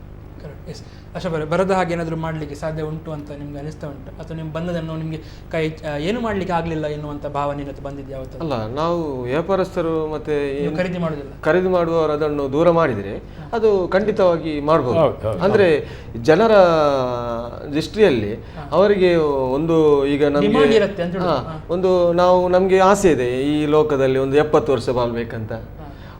ಅದರಲ್ಲಿ ನಮಗೆ ಇಂಥ ಪರಿಸ್ಥಿತಿ ಬಂದರೆ ನಾವು 40-35 ವರ್ಷಕ್ಕೆ ಬೋಲ್ಡ್ ಆಗ್ಬೋದು. ಅದಕ್ಕೆ ಬೇಕಾಗಿ ನಾವು ಇಂಥ ವಿಷಯಕ್ಕೆ ನಾವು ರಾಮಚಂದ್ರನ್ ಹೇಳಿದರು, ಅದಕ್ಕೆ ನಾವು ಯಾವತ್ತಿಗೂ ನಾವು ಕೂಡ ವ್ಯಾಪಾರಸ್ಥರು ಬೆಂಬಲ ಕೊಡೋದಿಲ್ಲ. ಆಂಧ್ರದಿಂದ ನಾವು ಪರ್ಚೇಸ್ ಮಾಡಲಿಕ್ಕೆ ನಾವು ಇದು ಮಾಡೋದಿಲ್ಲ. ಮತ್ತು ಅದು ಎಂತ ಸಾಕುವ ಮೀನೆಲ್ಲ ಇದೆ ಅಲ್ಲ, ಕ್ಯಾಟ್ಲರು ಮತ್ತು ಬೇರೆ ಬೇರೆಲ್ಲ, ಅದಕ್ಕೆ ನಾವು ಬಹಿಷ್ಕಾರ ಮಾಡಲೇಬೇಕು. ದಕ್ಷಿಣ ಕನ್ನಡ ಜಿಲ್ಲೆ ಆಗಲಿ ಮಲ್ಪೆ ಆಗಲಿ. ಇಷ್ಟು ವರ್ಷ ಆಗದೆ ನಿಮ್ಗೆ ಗೊತ್ತಿರದೆ ನೀವು ಪರ್ಚೇಸ್ ಮಾಡ್ತಾ ಇದ್ರಿ ಅಂತ ಅನ್ಕೊಳ್ಳಿ. ಇಲ್ಲ, ನಾವು ಇಲ್ಲಿಯ ಜನರು ಬುದ್ಧಿವಂತರು, ಈ ಜಿಲ್ಲೆಯ ಜನರು ಅದು ತಿನ್ನುವುದಿಲ್ಲ. ಅಲ್ಲ, ಗೊತ್ತಾಗುದಿಲ್ಲ ಮಧ್ಯದಲ್ಲಿ ಬಂದ್ರೆ ಅದ್ರಲ್ಲಿ ಹೇಗೆ ಗೊತ್ತಾಗ. ಇಲ್ಲ, ಇದು ಕ್ಯಾಟ್ಲರು ಮತ್ತೆ ಈ ಆಂಧ್ರದ್ದು ಮೀನಲ್ಲ, ನಾವು ತಿನ್ನುವುದೇ ಇಲ್ಲ. ಈಗ ನನ್ನ ಮನೆಯಲ್ಲಿ ನಾವು ಉಂಟಲ್ಲ, ಅಲ್ಲಿದ್ದು ನಾವು ಆ ಫಿಶ್ ನಾವು ಮನೆಗೆ ಕೊಂಡು ಹೋಗುದಿಲ್ಲ. ನಿಮ್ಗೆ ಗೊತ್ತಿದೆ, ನೀವು ಆ ಉದ್ಯಮಿ ಇದ್ದ ಕಾರಣ ಗೊತ್ತಾಗುತ್ತೆ. ಸಾಮಾನ್ಯ ಜನ ಕೂಡ ಇಲ್ಲ, ನಾವು ಕೂಡ ಹಾಗೆ ಮಾಡುದಿಲ್ಲ. ಯಾರಿಗೆ ನಾವು ಸಮಾಜದಲ್ಲಿ ನಾವು ಯಾರಿಗೂ ಕೂಡ ಅಂತ ಒಂದು ವಸ್ತು ಕೊಡುವುದಿಲ್ಲ. ಅಂದ್ರೆ ಅದನ್ನು ನಾವು ಇಲ್ಲಿ ಕರೆಸುವುದಿಲ್ಲ, ಇಲ್ಲಿಗೆ ಬೇಡ. ನಾವು ಇಲ್ಲಿ ಎಂತ ಈ 3 ತಿಂಗಳಲ್ಲಿ ನಾವು ಎಷ್ಟು ನಾವು ಆಗಸ್ಟ್ ನವೆಂಬರ್ ಮತ್ತೆ ಬೇರೆ ತಿಂಗಳಲ್ಲಿ ನಾವು ಇಟ್ಟಿದ್ದೇವಲ್ಲ, ಅದನ್ನೇ ನಾವು ಈ ಫ್ರೀಸರ್ ಇಂದ ತೆಗೆದು ಅವರಿಗೆ ಕೊಡ್ತೇವೆ. ಇಲ್ಲಿ ಲೋಡ್ ಮಾಡ್ತೇವೆ. ಫ್ಯಾಕ್ಟ್ರಿ ಇದೆ, ಇವರು ನಮ್ಮ ಅಧಿಕಾರಿಗಳು ಬರಲಿ ನೋಡ್ಲಿ, ಅಲ್ಲಿ ಲೋಡ್ ಮಾಡ್ತೇವೆ. ಗೌರ್ಮೆಂಟ್ ಇಂದ ಪರ್ಮಿಷನ್ ಇದೆ, ಅವರು ಅದನ್ನು ತನಿಖೆ ಮಾಡಲಿ ಸರ್ ಬಂದು ತನಿಖೆ ಮಾಡಿ ಅದಕ್ಕೆ ಅವರು ಇದು ಅದಕ್ಕೆ ಏನು ಮಾಡಬೇಕು ಅದನ್ನು ಅವರು ರೀಸನ್ ಅಂತ ತಗೊಳ್ಳಿ. ಹಾಗೆ ಹೇಗೆ ಒಳಗೆ ಬಂತು ಇದು ಮೀನೆಲ್ಲ ಅಂದರೆ ಈಗ ಮೀನಿಗೆ ನಮ್ಮಲ್ಲಿ ಡಿಮ್ಯಾಂಡ್ ಇರೋದ್ರಿಂದ, ನಮ್ಮಲ್ಲಿ ಮೀನು ಇದು ನಿಷೇಧ, ಕಡಲ ಮೀನುಗಾರಿಕೆ ನಿಷೇಧ ಇರೋದ್ರಿಂದ, ಆಳ ಸಮುದ್ರದ ಮೀನಿಗೆ ಡಿಮ್ಯಾಂಡ್ ಇರೋದ್ರಿಂದ ಹೊರಗಡೆಯಿಂದ ಬರ್ತಾ ಇದೆ. ಅದನ್ನು ಈ ರೀತಿ ಬರ್ತಾ ಇರೋದ್ರಿಂದ ಇಲ್ಲಿ ಕೇರಳದಲ್ಲಿ ಆದ್ದರಿಂದ ನಮಗೆ ಇಲ್ಲೂ ಸಹ ಫಾರ್ಮ್ಲಿನ್ ಮೀನು ಬರ್ಬೋದು ಅಂತ ಒಂದು ಅಭಿಪ್ರಾಯ ಆಯಿತು. ಇವಾಗ ನಮಗೆ ಜನಗಳಿಗೆ ನಾವು ಒಂದು ಧೈರ್ಯ ತುಂಬಬೇಕು. ನಾವು ನಮ್ಮಲ್ಲಿ ಸಿಗುವಂಥ ಮೀನುಗಳು ಆರೋಗ್ಯ ದೃಷ್ಟಿಯಿಂದ ಒಳ್ಳೆಯದು, ಫಾರ್ಮ್ಲಿನ್ ಇಲ್ಲ ಅಂತ ಅನ್ನೋದನ್ನು ಒಂದು ಕಡೆ. ಆದರೆ ಇನ್ನೊಂದು ಕಡೆ ಹೊರಗಡೆಯಿಂದ ಬರುವಂಥ ಮೀನುಗಳು ಯಾವುದೆಲ್ಲ ಬರುತ್ತೆ ಅಲ್ಲಿ ಅದು ಇದರಲ್ಲಿ ಟ್ರಕ್ಸಲ್ಲಿ ಬರ್ಬೋದು, ಇಲ್ಲ ನಮ್ಮ ರೈಲ್ವೆ ಮೂಲಕನೂ ಸಹ ಬರ್ಬೋದು. ಆ ಬಂದಂಥ ಪಾಯಿಂಟ್ಸಲ್ಲಿ ಸಂಬಂಧಪಟ್ಟ ಇಲಾಖೆಯವರು ಅದನ್ನು ಪರೀಕ್ಷೆ ಮಾಡಬೇಕು. ಪರೀಕ್ಷೆ ಮಾಡಿ ಅದರಲ್ಲಿ ಏನಾದರೂ ಫಾರ್ಮ್ಲಿನ್ ಇದೆ ಅಂತ ಕಂಡು ಬಂದರೆ ಅದನ್ನು ಒಳಗಡೆ ಬರಲಿಕ್ಕೆ ಬಿಡಬಾರ್ದು, ಅಲ್ಲೇ ಅದನ್ನು ಸೀಸ್ ಮಾಡಬೇಕು. ಇಲ್ಲ ಅಂತ ಅನ್ನೋದು ಅಂದರೆ ಇದು ನಾವು ಕಂಟಿನ್ಯೂಸ್ ಆಗಿ ಸ್ವಲ್ಪ ದಿನಗಳು ಮಾಡಿದಾಗ ಆ ಹೊರಗಡೆಯಿಂದ ಮಾರಾಟಗಾರರಿಗೂ ಸಹ ನಾವು ಇಲ್ಲಿ ಈ ರೀತಿ ಮೀನು ತಂದು ನಮಗೆ ಮಾರಾಟ ಮಾಡಲಿಕ್ಕೆ ಆಗೋದಿಲ್ಲ, ತುಂಬ ಲಾಸ್ ಆಗುತ್ತೆ ಅಂತ ಅವ್ರಿಗೆ ಗೊತ್ತಾದಾಗ ಅವರು ಸಹ ಇದಕ್ಕೆ ಈ ರೀತಿ ಮೀನು ಬರಲಿಕ್ಕೆ ತರೋದಿಲ್ಲ. ಆ ದೃಷ್ಟಿಯಿಂದ ಏನಾಗುತ್ತೆ, ನಮ್ಮ ಗ್ರಾಹಕರಿಗೂ ಸಹ ಇಲ್ಲಿ ಒಳ್ಳೆಯ ಮೀನು, ತಾಜಾ ಮೀನು ಸಿಗುವಂಥದ್ದು ಆಗುತ್ತೆ. ಅದನ್ನು ಮೀನುಗಾರಿಕೆ ಇಲಾಖೆಯವರು ಮತ್ತು ಫುಡ್ ಸೇಫ್ಟಿ ಸ್ಟ್ಯಾಂಡರ್ಡ್ಸ್ ಇಲಾಖೆಯವರು ಕಳೆದ ವಾರದಿಂದ ಅದನ್ನು ಮಾಡ್ತಾ ಇದ್ದಾರೆ. ಅವರು ನಮ್ಮ ಇಲ್ಲಿ ಸಿಗುವಂಥ ಬೇರೆ ಬೇರೆ ಮಾರ್ಕೆಟಲ್ಲಿ ಇರುವಂಥ ಮೀನುಗಳನ್ನ ಪರೀಕ್ಷೆ ಮಾಡಿದ್ದಾರೆ. ನಮ್ಮ ಕಾಲೇಜಲ್ಲಿ ಸಹ ನಾವು ಮಾಡಿದ್ದೇವೆ. ಇಲ್ಲಿ ತನಕ ಫಾರ್ಮ್ಲಿನ್ ಇರುವಂಥ ಮೀನುಗಳು ಮಾರಾಟ ನಮ್ಮ ಈ ಯಾವುದೇ ಮಾರ್ಕೆಟಲ್ಲಿ ಆಗ್ತಾ ಇಲ್ಲ ಅಂತ ಅನ್ನೋದು ನಮ್ಮದು ಇವತ್ತಿನ ತನಕ ವರದಿ. ಜೊತೆಗೆ ಮಾರ್ಕೆಟ್ಗೆ ಹೋಗಿ ಗ್ರಾಹಕರು ಮೀನನ್ನ ಕೊಂಡ್ಕೋತಾರೆ. ಕೊಂಡ್ಕೊಂಡಾಗ ಫಾರ್ಮ್ಲಿನ್ ಇದೆಯೋ ಇಲ್ವೋ ಅಂತ ನನಗೆ ಸಂಶಯ ಬಂದಾಗ ಅವರು ಏನು ಮಾಡ್ಬೋದು ಅಂದರೆ, ಈಗ ಫಾರ್ಮ್ಲಿನ್ನ ದ್ರಾವಣ ಇದ್ದರೆ ಅದು ನೀರಿನಲ್ಲಿ ಸುಲಭವಾಗಿ ಕರಗುತ್ತೆ. ಆಗಿರೋದ್ರಿಂದ ಆ ನೀರು ತಂದ ಮೀನನ್ನು ಏನಾದರೂ ಸಂಶಯ ಇತ್ತು ಅಂದರೆ ಅದನ್ನು ನೀರಿನಲ್ಲಿ ಸ್ವಲ್ಪ ಹೊತ್ತು ಇಟ್ಟು ಅದನ್ನು ತೊಳೆದರೆ ಆವಾಗ ಅದರಲ್ಲಿ ಫಾರ್ಮ್ಲಿನ್ ಅಂಶ ಹೋಗುತ್ತೆ. ಜೊತೆಗೆ ಇಂಜೆಕ್ಟ್ ಮಾಡಿದ್ರೆ ಒಳಗಿರುತ್ತೆ ಅಂತ ಅನಿಸ್ತಾ ಇಲ್ಲ. ಇಂಜೆಕ್ಟ್ ಮಾಡಿದರೆ ಅದು ಒಳಗಡೆ ಮೇಲ್ಮೈ ಇದ್ದು ಹೋಗುತ್ತೆ. ಜೊತೆಗೆ ನಾವು ಇನ್ನೊಂದು ನಮ್ಮ ಮೀನು ಪದಾರ್ಥ ಮಾಡಬೇಕಾದ್ರೆ ಮೀನನ್ನು ನಾವು ಅದನ್ನು ಕಟ್ ಮಾಡಿ ನಾವು ಅದನ್ನು ಬೇಯಿಸಿದಾಗ ನಮ್ಮ ನಾವು ಬೇಯಿಸುವಂಥ ಟೆಂಪ್ರೇಚರ್ ಏನಿರುತ್ತೆ ಆ ಟೆಂಪ್ರೇಚರಲ್ಲಿ ಇದು ಫಾರ್ಮಾಲ್ಡಿಹೈಡ್ ಇದ್ದರೆ ಅದು ಆವಿಯಾಗಿ ಹೋಗುತ್ತೆ, ಆಯಿತು. ಆದರೆ ಆ ಮೀನಿನ ಮಾಂಸಕ್ಕೆ ಆದಂತಹ ಪರಿಣಾಮ ಅದರಲ್ಲಿ ಇರುತ್ತೆ. ಅಂದರೆ ನಾನು ಮೊದಲೇ ಹೇಳಿದಾಗೆ ಅದು ಸ್ವಲ್ಪ ರಬ್ಬರಿ ಟೆಕ್ಸ್ಚರ್ ಇರುತ್ತೆ. ಅದು ಬಿಟ್ಟರೆ ಆ ಫಾರ್ಮ್ಲಿನ್ ಅಂಶ ಸಾಕಷ್ಟು ಕಡಿಮೆ ಆಗುತ್ತೆ. ಜೊತೆಗೆ ಈ ಫಾರ್ಮ್ಲಿನ್ ಇರುವಂಥ ಮೀನನ್ನು ನಾವು ತುಂಬ ದಿನನಿತ್ಯದಲ್ಲಿ ನಮ್ಮ ಆಹಾರದಲ್ಲಿ ತುಂಬ ದಿನಗಳ ಮಟ್ಟಿಗೆ ಸೇವನೆ ಮಾಡಿದಾಗ ಮಾತ್ರ ನಮ್ಮ ಆಹಾರದಲ್ಲಿ ಪರಿಣಾಮ ಬೀರ್ಬೋದು, ಬೀರುತ್ತೆ. ಆದರೆ ನಾವು ಎಷ್ಟು ತಿಂತೇವೆ, ವರ್ಷ ಪೂರ್ತಿನೂ ಸಹ ನಾವು ಫಾರ್ಮ್ಲಿನ್ ಹಾಕಿದ ಮೀನೇ ಇರೋದಿಲ್ಲ. ಈ ಒಂದು ಕಡಿಮೆ 1-2 ತಿಂಗಳ ಸಮಯದಲ್ಲಿ ಆ ರೀತಿ ಬರಬಹುದು. ಬಟ್ ಬಂದರೂ ಸಹ ನಾವು ಅದನ್ನು ಪರೀಕ್ಷೆ ಮಾಡಿ ಅದು ಇಲ್ಲ ಅಂತ ಆದಾಗ ಅದು ಸಹ ಆರೋಗ್ಯದ ಮೇಲೆ ಏನು ಪರಿಣಾಮ ಬೀರೋದಿಲ್ಲ. ಸೊ ಆ ರೀತಿ ನಮ್ಮ ಗ್ರಾಹಕರಲ್ಲೂ ಸಹ ನಾವು ಒಂದು ರೀತಿಯ ಧೈರ್ಯ ತುಂಬಬೇಕು. ನಮ್ಮದು ಹೊರಗಡೆಯಿಂದ ಬರುವಂಥ ಮೀನುಗಳು ಟೆಸ್ಟ್ ಮಾಡಿ ಅದರಲ್ಲಿ ಇಲ್ಲ ಅಂತಂದ್ರೆ ಮಾತ್ರ ನಮ್ಮ ಇಲ್ಲಿ ಮಾರಾಟ ಮಾಡಲಿಕ್ಕೆ ಒಂದು ಅವಕಾಶ ಆಗಬೇಕು, ಅಷ್ಟೇ ಹೊರತು ಆ ರೀತಿಯ ಇದ್ದ ಮೀನುಗಳನ್ನ ನಾವು ಇಲ್ಲಿ ಅವಕಾಶ ಕೊಡಬಾರ್ದು. ಯಾರು ಇದಕ್ಕೆ ಏನಾದರೂ ನಮ್ಮ ಅದರಲ್ಲಿ ಫಾರ್ಮ್ಲಿನ್ ಆಗಿದೆ ಅಂತ ಗೊತ್ತಾದಾಗ ಅಲ್ಲಿ ಯಾರು ಸಂಬಂಧಪಟ್ಟವರು ಯಾರು ಅದಕ್ಕೆ ಕಾರಣಕರ್ತರು, ಅವರು ಮಾರಾಟಗಾರ ಆಗಿರ್ಬೋದು, ಅದನ್ನು ಬೇರೆ ತರಿಸೋರೇ ಇರ್ಬೋದು, ಅವರಿಗೆ ಕಠಿಣವಾದ ಶಿಕ್ಷೆಯನ್ನು ಆಗಬೇಕು. ಆದಾಗ ಮಾತ್ರ ಈ ವ್ಯಾಪಾರಸ್ಥರಲ್ಲೂ ಸಹ ಒಂದು ರೀತಿಯ ಹೆದರಿಕೆ ಉಂಟಾಗುತ್ತೆ. ಜೊತೆಗೆ ಎಲ್ಲ ವ್ಯಾಪಾರಸ್ಥರು ಸಹ ಹಣ ಮಾಡಲಿಕ್ಕೋಸ್ಕರ ಈ ರೀತಿ ಕ್ರಿಮಿನಲ್ ಒಂದು ರೀತಿ ಮಾಡ್ತಾರೆ ಅಂತ ನಾವು ಹೇಳಲಿಕ್ಕೂ ಆಗೋದಿಲ್ಲ. ಇದರಲ್ಲಿ ಕೆಲವೇ ಕೆಲವರೇ ಮಾತ್ರ ಈ ರೀತಿ ಹಣ ಮಾಡೋದೇ ಒಂದು ಅವರಿಗೆ ಮುಖ್ಯವಾಗಿರುತ್ತೆ. ಜನಗಳ ಆರೋಗ್ಯದ ಬಗ್ಗೆ ಅವರು ಯೋಚನೆ ಮಾಡದೆ ಮಾಡುವವರು ಕೆಲವರು ಈ ರೀತಿ ಮಾಡ್ತಾ ಇರ್ಬೋದು. ಅದಕ್ಕೆ ನಾವು ಕಡಿವಾಣ ಹಾಕಬೇಕು. ಈಗ ರಾಮನ್ ಬೇಗಮ್ ಈಗ ಪ್ರಶ್ನೆ ಇರೋದು, ಇದೀಗ ವಿವಾದ ಆಗಿದೆ, ಒಂದಿಷ್ಟು ಮಾಧ್ಯಮಗಳಲ್ಲಿ ಬರ್ತಾ ಉಂಟು, ಅದರಿಂದ ಗೊತ್ತಾಗ್ತಾ ಇದೆ. ಈಗ ಅಧಿಕಾರಿಗಳು ಸೀಸ್ ಮಾಡ್ಬೋದು, ನಿಲ್ಲಿಸ್ಬೋದು, ಅಡ್ಡ ಹಾಕ್ಬೋದು, ಚೆಕ್ ಮಾಡ್ಬೋದು, ಅದೆಲ್ಲ ಆಗ್ಬೋದು. ಇದು ಒಮ್ಮೆ ಇದು ಮರ್ತೋದ ನಂತರ ಅದು ಹಾಗೆ ಒಳಗೆ ಬರ್ತದೆ ಅಂತ ಪುನಃ ನಿಮಗೆ ಅನಿಸ್ತಾ ಇಲ್ಲ? ಈಗ ಅದಕ್ಕೆ ಏನು ಮಾಡಬೇಕು? ದಕ್ಷಿಣ ಕನ್ನಡ ಜಿಲ್ಲಾಧಿಕಾರಿಯವರು ಇಲ್ಲಿಗೆ ಬರುವ ಮೀನು ಮಾರ್ಕೆಟಿಗೆ ಬಂದಂಥ ಮೀನು ಯಾವ ಆಂಧ್ರದಲ್ಲಿ ಬಂದಿದೆಯೋ ತಮಿಳುನಾಡಿನಲ್ಲಿ ಬಂದಿದೆಯೋ ಅಂತ ಪರಿಶೀಲನೆ ಮಾಡಿ ಆ ರಾಜ್ಯದ ಆ ಮಾರ್ಕೆಟಿನಲ್ಲಿ ಯಾರು ಇಲ್ಲಿಂದ ಮೀನನ್ನು ಇಲ್ಲಿ ಕಳಿಸ್ತಾರೆ ಅವರ ಮೇಲೆ ಅಲ್ಲಿಯೇ DC ಅವರು ಆ್ಯಕ್ಷನ್ ತಗೊಳ್ಳುವ ಹಾಗೆ ನಾವು ಮಾಡಬೇಕು. ಅವರ ಮೇಲೆ ಕಠಿಣವಾದ ಕ್ರಮ ತಗೊಳ್ಬೇಕು. ಈಗ ಇಲ್ಲಿಗೆ ಬರೋ ಮೀನು ಯಾವ ಮಾರ್ಕೆಟಿಂದ ಬರೋದು ಗೊತ್ತಿರ್ತದೆ. ಆಂಧ್ರದ ಯಾವ ಮಾರ್ಕೆಟಿಂದ ಬರೋದು, ತೆಲುಗಿನ ತಮಿಳುನಾಡಿನ ಯಾವ ಮಾರ್ಕೆಟಿಂದ ಬರೋದು ಗೊತ್ತಿರ್ತದೆ. ಸೊ ಅಲ್ಲಿಯ DC ಅವರು ಮಂಗಳೂರಿಗೆ ಕಳಿಸುವಂಥ ಮೀನಿನ ಬಗ್ಗೆ ಈಗ ಮಾಡಬಾರದು. ಅವರ ಮೇಲೆ ಕಠಿಣ ನಿರ್ಣಯ ತಗೊಂಡ್ರೆ ನಿಲ್ಲಿಸ್ಬೋದು. ಬರ್ಲಿಕ್ಕೆ ಬಿಟ್ರೆ, ಈಗ ಅಡ್ಡದಲ್ಲಿ ಅಡ್ಡ ಹಾಕಿದ್ರೆ ಅಥವಾ ಅದನ್ನು ಚೆಕ್ ಮಾಡಿದ್ರೆ ಮಾತ್ರ ಒಳಗೆ ಬಂದ ಮೇಲೆ ಏನು ಮಾಡ್ಲಿಕ್ಕೆ ಇಲ್ಲ. ಈಗ ಏನಾಗ್ತದೆ, ಈಗ ಇರುವ ಈ ಫಾರ್ಮಲಿನ್ ಕೆಮಿಕಲ್ ಮತ್ತು ಇದು ಉಂಟಲ್ಲ, ಈ 2 ತಿಂಗಳ ಅವಧಿಯಲ್ಲಿ ಮಾಡತಕ್ಕಂಥ ಇದೊಂದು ಪ್ರಕ್ರಿಯೆ. ವರ್ಷ ಪೂರ್ತಿ ಇಲ್ಲ. ಅದಕ್ಕೆಂದರೆ ಇಲ್ಲಿ ಚೀಪಾಗಿ ಮೀನು ಸಿಗ್ತದೆ, ಫ್ರೆಶ್ ಆಗಿ ಸಿಗುತ್ತದೆ. ಹಾಗಿರುವಾಗ ಯಾಕೆ ಮಾಡಬೇಕು? ಮತ್ತು ಅವರು ಕಳಿಸುವ ಅನಿವಾರ್ಯತೆಯೂ ಇಲ್ಲ, ನಾವು ಮಾರಾಟ ತಕ್ಕೊಂಡು ಮಾರಾಟ ಮಾಡೋ ಅಗತ್ಯವೂ ಇಲ್ಲ. ಆದ ಕಾರಣ ಈ 2 ತಿಂಗಳಲ್ಲಿ ಬರತಕ್ಕಂಥ ಈ ಒಂದು ಆರೋಗ್ಯಕ್ಕೆ ಬಹಳ ಡ್ಯಾಮೇಜ್ ಇರುವ ಕಾರಣ. ಯಾಕೆಂತ ಹೇಳಿದ್ರೆ ನೋಡಿ, ಅದು ಕೆಮಿಕಲ್, ಸೋಡಿಯಂ ಕೆಮಿಕಲ್, ಆ ಲೇಪನದಿಂದ, ಮೀನಿನ ಲೇಪನದಿಂದ ಕ್ಯಾನ್ಸರ್ ಬರ್ತದೆ. It is proved. ಹಾಗಿರುವ ಅಷ್ಟು ಡ್ಯಾಮೇಜ್ ಮಾಡಿಕೊಂಡು ಮೀನು ತಿನ್ಬೇಕು ಯಾಕೆ? ಈಗ ಈಗ ಈ ಒಂದು 2 ತಿಂಗಳಲ್ಲಿ ಆದಂಥ ಈ ಇದು ಉಂಟಲ್ಲ, ಇನ್ನೊಂದು 6 ತಿಂಗಳು ಮೀನಿನ ಮೇಲೆ ಗಂಭೀರವಾದಂಥ ಒಂದಿನ ಪರಿಣಾಮ ಬರ್ತದೆ. ಮೀನು ಬೈ ಮಾಡಲಿಕ್ಕೆ, ಲೋಕಲ್ ಮೀನು ಬೈ ಮಾಡಲಿಕ್ಕೆ ತರ್ತಾರೆ. ಆಗ ಮೀನಿನ ದರ ಕಮ್ಮಿ ಆಗ್ತದೆ. ಮೀನಿನ ದರ ಕಮ್ಮಿ ಆದ ಕೂಡಲೇ ಮೀನುಗಾರನ ಅವನ ಶ್ರಮಕ್ಕೆ ಬೇಕಾದಂಥ ಮೀನಿನ ವ್ಯಾಲ್ಯೂ ಸಿಗುವುದಿಲ್ಲ. ಈ ರೀತಿ ಎಲ್ಲ ಲಾಸಿಗೆ ಕಾರಣ ಆಗೋದಕ್ಕಿಂತ DC ಅವರು ಸ್ವತಃ ಪ್ರವೇಶ ಮಾಡಿ ಮಾರ್ಕೆಟ್ಗಳನ್ನು ನೋಡಿ, ಯಾವ ಮೀನು ಇಲ್ಲಿಯ ಬೈ ಮಾಡ್ತಾನ, ಅವನು ಎಲ್ಲಿಂದ ತರಿಸಿದ್ದಾನೆ, ಯಾವ ರಾಜ್ಯದ ಯಾವ ಮೀನು ಮಾರಾಟ ಮಾಡಿದ, ಅವನ ಹತ್ರ ಡಿಟೇಲ್ ಇರ್ತದೆ. ಅಲ್ಲಿಯ ಜಿಲ್ಲಾಧಿಕಾರಿಯವರು ಅಲ್ಲಿಯ ರಫ್ತು ಮಾಡುವ ಮೇಲೆ ಆ್ಯಕ್ಷನ್ ತಗೊಂಡ್ರೆ ಸುಲಭವಾಗಿ ನಿಲ್ತದೆ ಮೀನು. ಇಡೀ ರಾಜ್ಯದಲ್ಲಿಂದ ಮೀನು ಬರೋದಿಲ್ಲ, ಕೆಲವೇ ಮಾರ್ಕೆಟ್ನಿಂದ ಬರೋದು. ಅಶೋಕ್ ಅವರು, ಈ ವಿಷಯ ಆದ ನಂತರ ಒಂದಿಷ್ಟು ಡ್ಯಾಮೇಜ್ ಆಗಿದೆ ಬಿಸ್ನೆಸ್ಗೆ ಎಲ್ಲ? ಅಲ್ಲ, ಖಂಡಿತವಾಗಿ 100ರಲ್ಲಿ 60% ಬಿಸ್ನೆಸ್ ಕಮ್ಮಿ ಆಗಿದೆ. ಇಂಥ ಮಾಧ್ಯಮದಲ್ಲಿ, ಸೋಷಿಯಲ್ ಮೀಡಿಯಾದಲ್ಲಿ ಇಂಥ ಪ್ರಚಾರವಾದ ನಂತರ ನಮ್ಮದು ಈ ಬಿಸ್ನೆಸ್ಸಿಗೆ ಇದಾಗಿದೆ. ಅಂದರೆ ಇದು ಈಗ ನಮ್ಮದು ಈಗ ಆಗಸ್ಟಲ್ಲಿ 15ಕ್ಕೆ ನಮ್ಮದು ಫಿಶಿಂಗ್ ಸ್ಟಾರ್ಟ್ ಆಗ್ತದೆ ಜಾಸ್ತಿಯಾಗಿ ಎಲ್ಲ.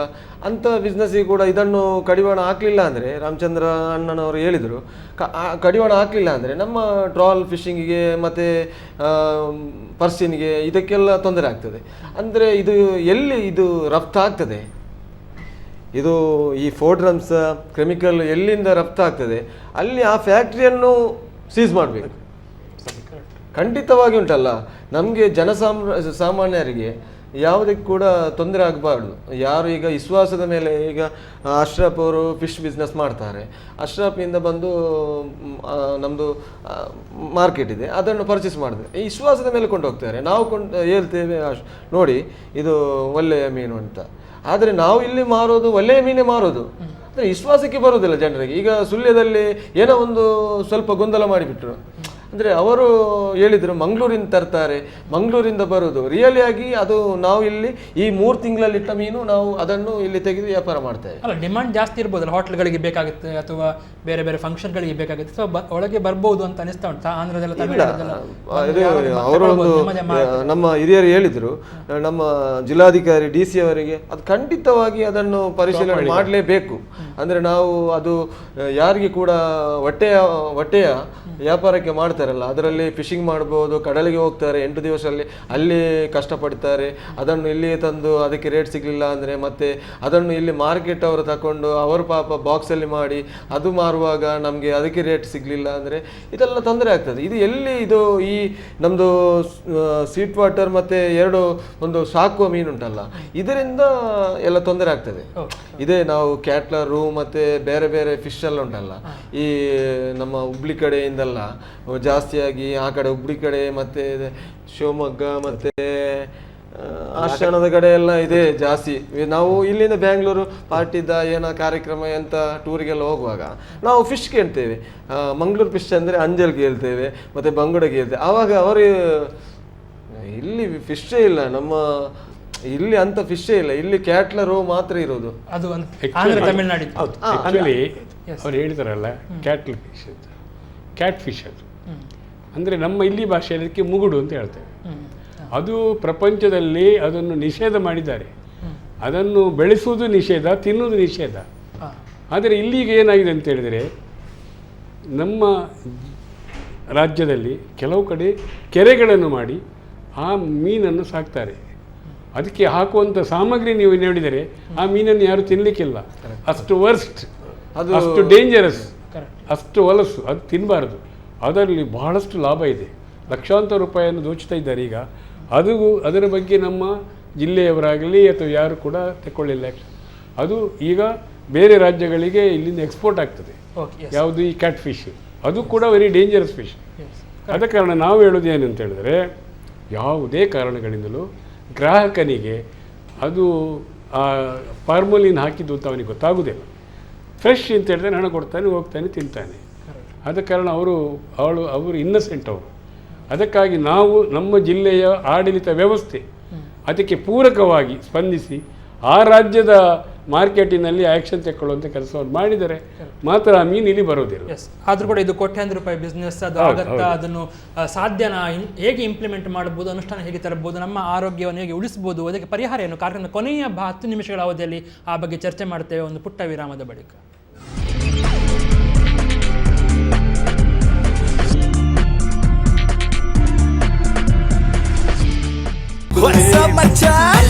ನಮ್ಮ ಟಿವಿ ಫೇಸ್ಬುಕ್ ಪೇಜ್ ನ ಲೈಕ್ ಮಾಡಿ, ಯೂಟ್ಯೂಬ್ ಚಾನೆಲ್ ನ ಸಬ್ಸ್ಕ್ರೈಬ್ ಮಾಡಿ, ನಮ್ಮ ಎಲ್ಲಾ ಯೂಟ್ಯೂಬ್ ವಿಡಿಯೋ ಅಪ್ಡೇಟ್ಸ್ಗೆ ಬೆಲ್ ಐಕಾನ್ ಕ್ಲಿಕ್ ಮಾಡಿ. ನಮ್ಮ ಟಿವಿ ಕರಾವಳಿ ಕರ್ನಾಟಕದ ನಾಡಿಮಿಡಿತ.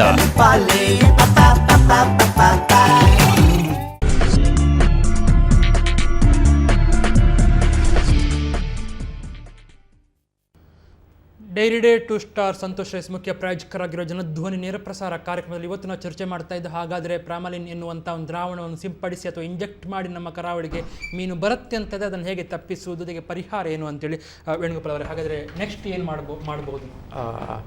ಅಂದರೆ ಈಗ ನಾನು ಮೊದಲೇ ಹೇಳಿದ ಹಾಗೆ ನಮ್ಮಲ್ಲಿ ಸಂಬಂಧಪಟ್ಟ ಎಲ್ಲ ಇಲಾಖೆಗಳು ಕೈ ಜೋಡಿಸಿ ಒಂದು ಜಾಗೃತಿಯನ್ನು ಮೂಡಿಸಬೇಕು. ಅಂದರೆ ಹೊರಗಡೆಯಿಂದ ಬರುವಂಥ ಮೀನುಗಳನ್ನ ಕಡಾಖಂಡಿತವಾಗಿ ನಾವು ತಪಾಸಣೆ ಮಾಡಬೇಕು. ಫಾರ್ಮಲಿನ್ ಏನಾದರೂ ಅದು ಬೇರೆ ಯಾವುದೋ ಕೆಮಿಕಲ್ ಇದ್ದರೆ ಅದನ್ನು ನಾವು ಇಲ್ಲಿ ಮಾರಾಟ ಮಾಡಲಿಕ್ಕೆ ಅವಕಾಶ ಕೊಡಬಾರ್ದು. ಮತ್ತು ನಮ್ಮ ಜನಗಳಲ್ಲೂ ಸಹ ಈ ರೀತಿ ಮಾಡ್ತಾಯಿದ್ದೀವಿ ಅಂತ ಗೊತ್ತಾದಾಗ ಜನಗಳಲ್ಲಿ ಹೊರಗಡೆಯಿಂದ ಬರುವಂಥ ಮೀನುಗಳಲ್ಲಿ ಫಾರ್ಮಲಿನ್ ಇರೋದ್ರಿಂದ ನಮ್ಮ ಜಿಲ್ಲಾಡಳಿತ ಅದನ್ನು ನೋಡ್ಕೊಳ್ತಾ ಇದೆ. ಆ ಮೀನನ್ನು ನಮಗೆ ಮಾರ್ಕೆಟ್ಗೆ ಬರಲಿಕ್ಕೆ ಬಿಡ್ತಾ ಇಲ್ಲ. ಇಲ್ಲಿ ಸಿಗುವಂಥ ಮೀನೆಲ್ಲ ನಮಗೆ ಆರೋಗ್ಯದ ದೃಷ್ಟಿಯಿಂದ ಒಳ್ಳೆಯದೇ ಅಂತ ಅವರಿಗೆ ಮನೆಗೆ ಅಂದರೆ ಅವರು ಪುನಃ ಮಾರ್ಕೆಟ್ಗೆ ಹೋಗಿ ಮೀನನ್ನು ತಗೋತಾರೆ, ಅದನ್ನು ಸೇವಿಸ್ತಾರೆ. ಮತ್ತು ಅರೀಫ್ ಅವರೊಂದು ಅಶ್ರಫ್ ಅವರೊಂದು ಹೇಳ್ತಾಯಿದ್ರು, ಅಂದರೆ ಈಗ ನಾವು ಮೀನುಗಾರರು ನಮ್ಮ ಈ ಲೋಕಲ್ ಮಾರ್ಕೆಟಲ್ಲಿ ಮಾಡೋರು ಅಂತಂದು ಮಾರಾಟ ಮಾಡುವವರು ಅವರಿಗೆ ಆದ ಗ್ರಾಹಕರಿರ್ತಾರೆ. ಈಗ ನಾನು ಮೀನು ಮಾರ್ಕೆಟ್ಗೆ ನಾವು ಹೋಯ್ತು ಅಂತಂದರೆ ನಾವು ಯಾವುದೇ ಮೀನುಗಾರಲ್ಲ, ನಮಗೆ ಮನೆಯಲ್ಲಿ ಮೀನು ತಂದು ಸೈಕಲಲ್ಲೋ ಇಲ್ಲ ಬುಟ್ಟಿಯಲ್ಲಿ ತಂದು ಮಾರಬೇಕಾದ್ರೆ ಅವರು ಆ ಮನೆಗಳಿಗೆ ಹೋಗಿ ಆ ಮೀನುಗಾರರಿಂದ ಮೀನು ಕೊಂಡ್ಕೊಳ್ಳುವಂಥದ್ದು ಒಂದು ಪ್ರತೀತಿ ಉಂಟು. ಅಂದರೆ ಅವರಿಗೆ ಒಂದು ನಂಬಿಕೆ ಉಂಟು, ಈ ಮೀನುಗಾರರ ತಗೊಳ್ಳುವಂದರೆ ನಮಗೆ ಮೊದಲಿಂದ ಒಳ್ಳೆಯದಿದೆ, ಅದರಿಂದ ಯಾವ ರೀತಿ ಏನು ತೊಂದರೆ ಇಲ್ಲ ಅಂತ. ಆಗಿರಬೇಕಾದ್ರೆ ಮಾರಾಟ ಮಾಡೋರು ಸಹ ನನ್ನ ಗ್ರಾಹಕನಿಗೆ ಈ ರೀತಿ ಕೆಮಿಕಲ್ ಇರುವಂಥ ಮೀನು ಮಾರಬೇಕು ಅಂತ ಅನ್ನೋದು ಅವ್ರ ಮನಸ್ಸಲ್ಲಿ ಬರೋದಿಲ್ಲ. ಅವರಿಗೆ ಗ್ರಾಹಕ ಮತ್ತು ಈ ಮಾರಾಟಗಾರರಲ್ಲಿ ಒಂದು ತುಂಬ ದಿನದ ಒಂದು ಸಂಬಂಧ ಇರುತ್ತೆ. ಆ ಸಂಬಂಧದ ದೃಷ್ಟಿಯಿಂದ ಅವರು ಮಾರಬೇಕಾದ್ರೆ ಈ ರೀತಿ ಕೆಮಿಕಲ್ ಹಾಕಿ ಮೀನು ಮಾರುವಂಥದ್ದು ತುಂಬಾ ಕಡಿಮೆ ಅಂತ ನನಗನ್ನಿಸುತ್ತೆ. ಅಂದರೆ ನಾವು ಯಾವ ನಂಬಿಕಸ್ಥ ಮೀನು ಮಾರಾಟಗಾರರಿಂದ ನಾವು ಮೀನನ್ನ ತಗೊಳ್ಳೋದ್ರಿಂದ ನಮಗೆ ನಂಬಿಕೆ ಆ ಮೀನಿನಲ್ಲಿ ಏನು ಇಲ್ಲ ಅಂತ ಅನ್ನುವಂಥದ್ದು. ಆ ನಂಬಿಕೆಯನ್ನು ಉಳಿಸ್ಕೊಳ್ಳಿಕ್ಕೆ ಆ ಮಾರಾಟಗಾರರು ಸಹ ಯಾಕಂದರೆ ಅವರು ಒಂದು ದಿನದ ಅವರ ವ್ಯಾಪಾರ ವ್ಯವಸ್ಥೆ ಅಲ್ಲ, ಅವರು ಇಲ್ಲಿಂದ ಮಾಡ್ಕೊಂಡು ಬರ್ತಾರೆ, ಮುಂದೆ ಸಹ ಅವರ ಕಸುಬು ಅದೇ ಆಗಿರೋದ್ರಿಂದ ಆ ದೃಷ್ಟಿಯಲ್ಲಿ ಅವರ ಬಿಸ್ನೆಸ್ ಒಳ್ಳೆಯದಾಗಬೇಕಾದ್ರೆ ಅವರು ಕೆಮಿಕಲ್ನ ಹಾಕಿ ಮಾರಾಟ ಮಾಡುವಂಥದ್ದು ತುಂಬ ಕಡಿಮೆ ಅಂತ ನನ್ನ ವೈಯಕ್ತಿಕ ಅಭಿಪ್ರಾಯ. ಈಗ ಈ ಫಾರ್ಮಲಿನ್ ಏನು ರಾಸಾಯನಿಕ ಇದೆಯಾ, ಆ್ಯಕ್ಚುಲಿ ಅದು ಯಾವುದಕ್ಕೆ ಉಪಯೋಗ ಆಗ್ತದೆ ಅಂದರೆ ಅದರ ಮೂಲ ಹೆಸರು ಫಾರ್ಮಲ್ ಡಿಹೈಡೆ ಅಂತ. ಆ ರಾಸಾಯನಿಕ ಈ ಫ್ಲೈವುಡ್ ಉಂಟಲ್ಲ ಅದನ್ನು ಜಾಯಿಂಟ್ ಮಾಡಲಿಕ್ಕೆ ಮಾಡುವಂಥ ಗೋ ಅಂತ ಹೇಳ್ತಾರೆ, ಅದಕ್ಕೆ ಉಪಯೋಗ ಮಾಡತಕ್ಕಂಥ ಇದೊಂದು ರಾಸಾಯನಿಕ ನೋಡಿ. ಆ ಗಮ್ ಅದು. ಇನ್ನೊಂದು ಏನಾಗ್ತದೆ, ಡೆಡ್ ಬಾಡಿಯನ್ನು ಪ್ರಿಸರ್ವೇಷನ್ ಮಾಡೋದಕ್ಕೆ ಈ ಒಂದು ಲೇಪನ ಹಾಕಿ ಅದನ್ನು ಪ್ರಿಸರ್ವೇಷನ್ ಮಾಡ್ತಾರೆ. 2-3 ಡೇಸ್ವರೆಗೆ ಈ ಡೆಡ್ ಬಾಡಿ ಏನೂ ಆಗೋದಿಲ್ಲ. ಅಷ್ಟು ಭೀಕರ ಒಂದು ಆ ಮೀನಿನ ಇದು ನಮ್ಮ ಬಾಡಿಯ ಮೇಲೆ ಪರಿಣಾಮ ಬೀಳ್ತದೆ ಅಂತ ಹೇಳುವಾಗ ನಮ್ಮ ಜಿಲ್ಲಾಧಿಕಾರಿಯವರು ಅಥವಾ ಆಡಳಿತ ವ್ಯವಸ್ಥೆಯವರು ಅತ್ಯಂತ ನಿಖರವಾಗಿ ಶೀಘ್ರವಾಗಿ ಅದರ ವ್ಯವಸ್ಥೆ ಮಾಡಬೇಕಾಗಿದೆ. ಅದನ್ನು ನೋಡಿ, ಈಗ ಫಿಶಿಂಗ್ ಸ್ಟಾರ್ಟ್ ಆಗ್ತದೆ, ಈಗ ಸಾಂಪ್ರದಾಯ ಮೀನಿಗೆ ಸ್ಟಾರ್ಟ್. ಇನ್ನು 1 ತಿಂಗಳು ದಕ್ಷಿಣ ಕನ್ನಡ ಜಿಲ್ಲೆಯಲ್ಲಿ ಮೀನು ತಿನ್ನುವವರ ಸಂಖ್ಯೆ ಕಮ್ಮಿ ಆಗ್ತದೆ. ಯಾಂತ್ರಿಕ ಮೀನುಗಾರಿಕೆ ಪ್ರಾರಂಭ ಆದ ಕೂಡ ಭಯ ಆಗ್ತದೆ ಮಂಗಳೂರು ಶಹರಿನವರಿಗೆ. ಯಾಕೆಂತ ಹೇಳಿದರೆ ಮೀನಲ್ಲಿ ರಾಸಾಯನಿಕ ಇದೆ ಅಂತ. ಆ ಒಂದು 3-4 ತಿಂಗಳ ಗ್ಯಾಪು ಮೀನುಗಾರಿಕೆ ಇಲ್ಲಿ ಮೀನುಗಾರರು ತಿನ್ನುವವರು ಕಡಿಮೆ ಆಗ್ತಾರೆ, ಮೀನು ಹಿಡಿದೋದಕ್ಕೆ ವ್ಯಾಲ್ಯೂ ಇರ್ತದೆ, ತುಂಬ ಲಾಸ್ ಆಗ್ತದೆ. ಮತ್ತು ಏನಾಗ್ತದೆ ಅಂತ ಹೇಳಿದರೆ ನೋಡಿ, ವರ್ಲ್ಡಿನಲ್ಲಿ ಯಾವ ಫುಡ್ಡು ತೆಕ್ಕೊಂಡ್ರೂ ಕೂಡ ಮೀನಿನಷ್ಟು ಆರೋಗ್ಯದಾಯಕವಾದ ಫುಡ್ಡು ಯಾವುದೂ ಇಲ್ಲ, ಯಾವುದೇ ಇಲ್ಲ. ಅದರಲ್ಲಿ ಯಾವುದೇ ಕೊಲೆಸ್ಟ್ರಾಲ್ ಅಂಶ ಇಲ್ಲ ಅಂತ. ವೈಟ್ ಫಿಶಲ್ಲಿ ಕೊಲೆಸ್ಟ್ರಾಲ್ ಫಿಶ್ ಇಲ್ಲ ಅಂತ ಇಲ್ಲಿ ಲಂಡನ್ ಜರ್ನಲಲ್ಲಿ ಪ್ರಕಟಣೆ ಆಗಿದೆ. 100% ಕೊಲೆಸ್ಟ್ರಾಲ್ ಫ್ರೀ ಅಂದರೆ ವೈಟ್ ಫಿಶ್ ಅಂದರೆ ಏನು, ಪಾಪ್ಲೆಟ್, ಬೂತಾಯಿ, ಮ್ಯಾಕ್ರಲ್, ಈ ಥರದ ಮೀನು ವೈಟ್ ಫಿಶ್ಗಳಿಂದ ಅದನ್ನು ತಿಂದಾಗ ಕೊಲೆಸ್ಟ್ರಾಲ್ ಇರೋದಿಲ್ಲ. ಅಂದರೆ ಅಷ್ಟು ಆರೋಗ್ಯದಾಯಕವಾದಂಥ ಫುಡ್ಡನ್ನು ನಾವೀಗ ನಾವೇ ಕೊಟ್ಟು ನಾವೇ ತಿಂದು ನಮ್ಮ ಆರೋಗ್ಯ ಹಾಳು ಮಾಡ್ತಿದ್ದೆ. ಎಸ್ ಅಶೋಕ್, ಹಾಗಾದ್ರೆ ಇದು ವದಂತಿ ಅಂತ ನೀವು ಅಂದ್ಕೊಂಡು ಅದನ್ನು ಜನರಿಗೆ ಕನ್ವಿನ್ಸ್ ಮಾಡ್ತಾ ಇದ್ದೀರಾ ಅಥವಾ ಹೌದು ಒಂದಷ್ಟು ಮಟ್ಟಿಗೆ ಸತ್ಯ ವಿಷಯಗಳು ಇದೆ? ರಾಮಚಂದ್ರನ ಹೇಳಿದ್ರು, ಒಂದು ಕೆಮಿಕಲ್ ಅಂದರೆ ಗಮ್ಸ್ ಅಂತ. ಈ ದುಬೈಯಿಂದ ಮತ್ತು ಹೊರಗಿನ ದೇಶದಿಂದ ಒಂದು ಇಲ್ಲಿದ್ದ ನಮ್ಮ ಕರ್ನಾಟಕ ಇಂಡಿಯಾ ಇಸ್ ಒಂದು ಅಲ್ಲಿ ಮರಣ ಆಗ್ತಾರೆ. ಆ ಬಾಡಿಯನ್ನು ಇಲ್ಲಿಗೆ ತರಬೇಕಂದ್ರೆ 2 ದಿವಸ ಹೋಗ್ತದೆ. ಆವಾಗ ಅದನ್ನು ಯೂಸ್ ಮಾಡ್ತಾರೆ. ಅದು ಇಲ್ಲಿಗೆ ಬರುವಾಗ ಅದನ್ನು ನಾವು ಏರ್ಪೋರ್ಟಿಂದ ಮನೆಗೆ ಇಲ್ಲಿ ಒಂದು 10 ಕಿಲೋಮೀಟರ್ 15 ಕಿಲೋಮೀಟರ್ ಹೋಗಿ ನೋಡುವಾಗ ಅದು ಹೇಗೆ ಅಲ್ಲಿ ಪ್ಯಾಕ್ ಮಾಡಿದ್ದಾರೆ ಅದು ಹಾಗೇ ಇರ್ತದೆ. ಅದೇ ಆಂಧ್ರದಿಂದ ನಾವು ಪರ್ಚೇಸ್ ಮಾಡಬೇಕಾದ್ರೆ ಖಂಡಿತವಾಗಿ ಅದು ಆಗ್ತದೆ. ಆಂಧ್ರದಿಂದ ಪರ್ಚೇಸ್ ಮಾಡಬೇಕಂದ್ರೆ ಅದು ಆಗ್ತದೆ. ನಾವು ಆಂಧ್ರದಿಂದ ಇಲ್ಲಿ ಮಂಗಳೂರು ಬಂದರಲ್ಲಿ ಆಗಲಿ ಮಲ್ಪೆಯಲ್ಲಿ ಆಗಲಿ ನಾವು ಇಲ್ಲಿ ಕರ್ನಾಟಕದಲ್ಲಿ ನಾವು ಅದನ್ನು ಪರ್ಚೇಸ್ ಮಾಡೋದಿಲ್ಲ. ನಾವು ಒಂದು ಆಗಸ್ಟ್ ಮತ್ತು ಸೆಪ್ಟೆಂಬರ್, ನವೆಂಬರ್, ಡಿಸೆಂಬರಲ್ಲಿ ಇಟ್ಟ ಫಿಶ್ಶೇ ಇಲ್ಲಿ ನಾವು ಕೊಡ್ತೇವೆ. ಇಲ್ಲಿ ಮತ್ತೆ ಮೆಡ್ರಾಸಿಂದ ಬರುವ ಭೂತ ಎಂದರೆ ಅದು ನಾನು ಮೆಡ್ರಾಸಲ್ಲಿ ಎಲ್ಲ ಇದ್ದೆ, ಹೋಗಿದ್ದೇನೆ ನಾನು. ಮತ್ತು ಮೆಡ್ರಾಸ್ ಮತ್ತು ಚೆನ್ನೈಯೆಲ್ಲ ಬಂಗುಡೆ ಭೂತ ಎಲ್ಲ ಈ ಟೈಮಲ್ಲಿ ಮಳೆಗಾಲದಲ್ಲಿ ಬರ್ತದೆ. ಅದೇ ವೆರಿ ಫ್ರೆಶ್ ಅಂದರೆ ಅದಕ್ಕೆ ಯಾವುದು ಇದಾಗೋದಿಲ್ಲ. ಅದೇ ನಾನು ಹೇಳಿದೆಲ್ಲ ಪ್ರಥಮವಾಗಿ ಮುಂಚೆ ಹೇಳಿದೆ ನಾನು, ಇದು ಐಸ್ ಒಂದು ಹಾಕ್ತಾರೆ. ಅಂದರೆ ನೀವು ಹೇಳೋದು ಶ್ರೀಮಂತ ತಿನ್ನುವಂಥ ಮೀನಿಗೆ ಮಾತ್ರ ಸ್ವಲ್ಪ ರಿಸ್ಕ್ವಿನ, ಪಾಪದವರ ಭೂತಾಯಿ ಅಥವಾ ಬೇರೆದಕ್ಕೆ ಇರುವುದಿಲ್ಲ ಅಂತ ಹೇಳೋದು ಇಲ್ಲ. ಅದು ಸೇರ್ ಹೇಳಿದ್ದು ಆಂಧ್ರ ಮತ್ತು ನಾವು ಇಲ್ಲಿ ಸಾಕಣೆ ಮಾಡೋದು ಇಂಥದ್ದು ಇಲ್ಲಿಗೆ ಬರಬಾರ್ದೆ. ನಮ್ಮ ದಕ್ಷಿಣ ಕನ್ನಡ ಜಿಲ್ಲೆ ಆಗಲಿ ನಮ್ಮ ಮಲ್ಪೆ ಬಂದರಿಗೆ ಆಗಲಿ ಕಾರವಾರಿಗೆ ನಾವು ಅದನ್ನು ತಂದು ಮಾರಬಾರ್ದು. ಇಂಥ ಫಿಶ್ ಉಂಟಲ್ಲ, ನಾವು ಕೂಡ ಖಂಡಿತವಾಗಿ ಅದು ನಿಷೇಧನೆ ಮಾಡಬೇಕು. ಅದು ಅಧಿಕಾರಿಗಳಿಗೆ, ಸಂಬಂಧಪಟ್ಟ ಅಧಿಕಾರಿಗಳು ಅದನ್ನು ತನಿಖೆ ಮಾಡಬೇಕು. ಈ ಕರಾವಳಿಯಲ್ಲಿ ಈ 2 ತಿಂಗಳು ಈ ಸೀಸನ್ ಆಫ್ ಸೀಸನ್ ಮೀನುಗಾರಿಕೆಗೆ. ಆದರೆ ತಮಿಳುನಾಡು ಮತ್ತು ಆ ಇದರಲ್ಲಿ ಉಂಟಲ್ಲ ಈಗ ಅದು ಫಿಶಿಂಗ್ ಟೈಮ್. ಸೊ ಅಲ್ಲಿ ಅವರಿಗೆ ಫ್ರೆಶ್ ಮೀನು ಸಿಗ್ತದೆ, ಹೇರಳ ಮೀನು ಸಿಗುತ್ತೆ. ಸೊ ಅಲ್ಲಿಂದ ಇಲ್ಲಿಗೆ ಅವರು ಇದು ಮಾಡ್ತಾ ಇದ್ದಾರೆ. ಆದ ಕಾರಣ ಆದಾಗ ಇಲ್ಲಿಂದ ಹೋಗುವಾಗ ಯಾರಾದರೂ ಹಾಕ್ತಾರಾ ಅಥವಾ ಇಲ್ಲ ಹಾಕುವಂಥ ಚಾನ್ಸ್ ಕಮ್ಮಿ. ಇಲ್ಲ ಪ್ಯಾಕೇಜ್ ಎಲ್ಲ ಇಲ್ಲ. ಇಷ್ಟವರೆಗೆ ಯಾರು ಅವರಿಗೆ ಅನುಭವ ಕೊಡಲಿಲ್ಲ, ತಾಂತ್ರಿಕ ಇಲ್ಲ, ನಾವು ಕೊಡಲಿಲ್ಲ. ಜೊತೆಗೆ ಇವಾಗ ಎಲ್ಲ ಕಡೆಯೂ ಸಹ ಈಗ ಇದ್ರ ಬಗ್ಗೆ ಅರಿವು ಜನಗಳಲ್ಲಿ ಬಂದಿದೆ. ಈಗ ನಮ್ಮ ಡಿಸ್ಟ್ರಿಕ್ಟ್ ಅಡ್ಮಿನಿಸ್ಟ್ರೇಷನ್ ಇರ್ಬೋದು, ಮೀನುಗಾರಿಕೆ ಇಲಾಖೆ ಇರ್ಬೋದು, ಈಗ ಫುಡ್ ಡಿಪಾರ್ಟ್ಮೆಂಟ್ ಇರ್ಬೋದು, ಎಲ್ಲರಿಗೂ ಸಹ ಈ ರೀತಿ ಆಗ್ತಾ ಇರೋದ್ರಿಂದ ಇದಕ್ಕೆ ಕಡಿವಾಣ ಹಾಕಬೇಕು ಅಂತ ಅವರು ಸಹ ಪ್ರವೃತ್ತಿ ಆಗಿದ್ದಾರೆ. ಹಾಗೆ ಇರೋದ್ರಿಂದ ಈ ಮಾರಾಟಗಾರರಲ್ಲೂ ಸಹ ಒಂದು ಅರಿವು ಬಂದಿದೆ ಇವಾಗ. ಅಂದರೆ ಈ ರೀತಿ ನಾವು ಈ ಅಡ್ಡದಾರಿನಲ್ಲಿ ನಾವು ಹಿಡಿದು ನಾವು ಮಾರಾಟ ಮಾಡಲಿಕ್ಕೆ ಹೋದಾಗ ನಾವು ಸಿಕ್ಕಿ ಬೀಳ್ತೇವೆ ಮುಂದೆ ಅನ್ನೋದು ಮನಗಂಡು ಅವರು ಸಹ ಇದನ್ನು ಮಾಡದೇ ಇರ್ಬೋದು, ಮಾಡಿ ಕಡಿಮೆ ಆಗ್ಬೋದು. ಈಗ ಮಾಡ್ತಾ ಇರೋರು ಸಹ ಇದನ್ನು ನಿಲ್ಲಿಸ್ಬೋದು. ಮುಂದಿನ ದಿನಗಳಲ್ಲಿ ನಾವು ಖಂಡಿತ ನಾವು ಸಿಕ್ಕಾಕಿ ಬಿಡ್ತೇವೆ ಅಂತ ಮಾಡದೇ ಇರ್ಬೋದು. ಜಿಲ್ಲಾಡಳಿತ ಅಥವಾ DC ನಿಮ್ಮ ಹತ್ರ ಏನಾದರೂ ಅಭಿಪ್ರಾಯ ಕೇಳಿದ್ದು, ಅಡ್ವೈಸ್ ಕೇಳಿದ್ದು ಅದು ಉಂಟಾ, ಅಥವಾ ಅವರಿಗೆ ಏನಾದರೂ ಸೂಚನೆ ಮಾರ್ಗದರ್ಶನ ಏನಾದರೂ ಕೊಟ್ಟದುಂಟಾ? ಅಂದರೆ ಮೀನುಗಾರಿಕೆ ಇಲಾಖೆಯವರೊಟ್ಟಿಗೆ ನಾವು ಕಾಲೇಜೊಟ್ಟಿಗೆ ನಾವು ಒಂದು ಸಂಬಂಧ ಇದೆ. ಅವರತ್ತು ನಾವು ನಿರಂತರವಾಗಿ ಈ ಮೀನುಗಾರಿಕೆ ಈ ಪ್ರಾರಂಭ ಶುರುವಾದ ಮೇಲೆ ನಾವು ನಿರಂತರವಾಗಿ ಅವರ ಸಂಪರ್ಕದಲ್ಲಿದ್ದೇವೆ. ನಾವು ಜೊತೆಯಾಗಿ ನಾವು ಸಹ ಕೆಲಸ ಮಾಡ್ತಾ ಇದ್ದೇವೆ. ಮತ್ತು ಇದಕ್ಕೆ ಆಗುವಂಥ ಈ ಟೆಸ್ಟ್ ಮಾಡುವಂಥ ಸ್ಟ್ರಿಪ್ಸ್ ಎಲ್ಲ ಈ ಕೊಚ್ಚಿನಲ್ಲಿ ಒಂದು ಕೇಂದ್ರೀಯ ಮೀನು ಸಂಸ್ಕರಣಾ ಸಂಸ್ಥೆ ಅಂತ ಇದೆ, ಅಲ್ಲಿ ಅವರು ಮಾಡ್ತಾ ಇದ್ದಾರೆ. ಅಲ್ಲಿಂದ ನಾವು ತರಿಸಿ ಈಗ ಅದರ ಅವೈಲಬಿಲಿಟಿ ಇಲ್ಲಿದೆ. ಯಾವುದೇ ಸಮಯದಲ್ಲಿ ಯಾವುದೇ ಮೀನನ್ನು ಸಹ ಆ ಮಾರ್ಕೆಟ್ಗೆ ಹೋಗಿ ನಾವು ಟೆಸ್ಟ್ ಮಾಡುವಂಥ ಸೌಲಭ್ಯ ನಮ್ಮಲ್ಲಿ ಇವಾಗ ಇದೆ. ನಮ್ಮ ಮಂಗಳೂರಿನಲ್ಲಿ ಇದೆ, ಫಿಶರೀಸ್ ಡಿಪಾರ್ಟ್ಮೆಂಟ್ ಅವರು ಸಹ ಇದೆ, ನಮ್ಮಲ್ಲೂ ಸಹ ಇದೆ. ಹಾಗಿರೋದ್ರಿಂದ ನಾವು ಮೀನನ್ನು ನಾವು ಟೆಸ್ಟ್ ಮಾಡ್ಬೋದು. ಮೀನುಗಾರಿಕೆ ಇಲಾಖೆಯವರು ಸಹ ಅದನ್ನು ಮಾಡ್ತಾ ಇದ್ದಾರೆ. ಇಲ್ಲಿ ತನಕ ಮಾಹಿತಿ ಪ್ರಕಾರ ಕಳೆದ 4-5 ದಿನಗಳಿಂದ ಅವರು ಟೆಸ್ಟ್ ಮಾಡಿರುವಂಥ ಬೇರೆ ಬೇರೆ ಮಾರ್ಕೆಟಲ್ಲಿ ಟೆಸ್ಟ್ ಮಾಡಿರುವಂಥ ಯಾವುದೇ ಮೀನಲ್ಲೂ ಸಹ ಫಾರ್ಮಿನ್ ಇರುವುದು ಕಂಡು ಬಂದಿಲ್ಲ. ಅಂದರೆ ಇಲ್ಲಿಗೆ ಬರುವಂಥದ್ದು ಮೀನು ನಮ್ಮ ಈ ಮೀನುಗಾರಿಕೆ ಸಮಯದಲ್ಲಿ ನಮ್ಮ ನಾಡದೋಣಿ ಮೀನುಗಾರರು ಏನು ಹಿಡಿತಾರೆ ಅದು ನಮ್ಮ ಇಲ್ಲಿ ಮಾರ್ಕೆಟ್ಗೆ ಬಂದಿರ್ಬೋದು. ಆ ಮೀನಿನ ಇರೋದ್ರಿಂದ ಅದರಲ್ಲಿ ಇರಲಿಕ್ಕೆ ಇಲ್ಲ ಅಂತ ಅನ್ನೋದು ಸಾಬೀತಾಗಿದೆ. ಸೇಫ್ ಇದೆ ಅಂತ ಹೇಳೋದು ಇವಾಗ ನಾವು ಟೆಸ್ಟ್ ಮಾಡ್ತಾ ಇರೋದ್ರಿಂದ ನಾವು ಖಂಡಿತವಾಗಿ ಹೇಳ್ಬೋದು ಅದು ಇಲ್ಲ ಅಂತ ಅನ್ನೋದು ಗೊತ್ತಾಗಿದೆ. ಆದರೆ ಹೊರಗಡೆಯಿಂದ ಮೀನು ಬರ್ತಾ ಇದ್ದರೆ ಅದು ಯಾವ ಮೀನು ಬರ್ತಾ ಇದೆ ಬಂದಾಗ ನಾವು ಅದನ್ನು ಪರೀಕ್ಷೆ ಮಾಡೋದು ಒಂದು ಸೂಕ್ತ.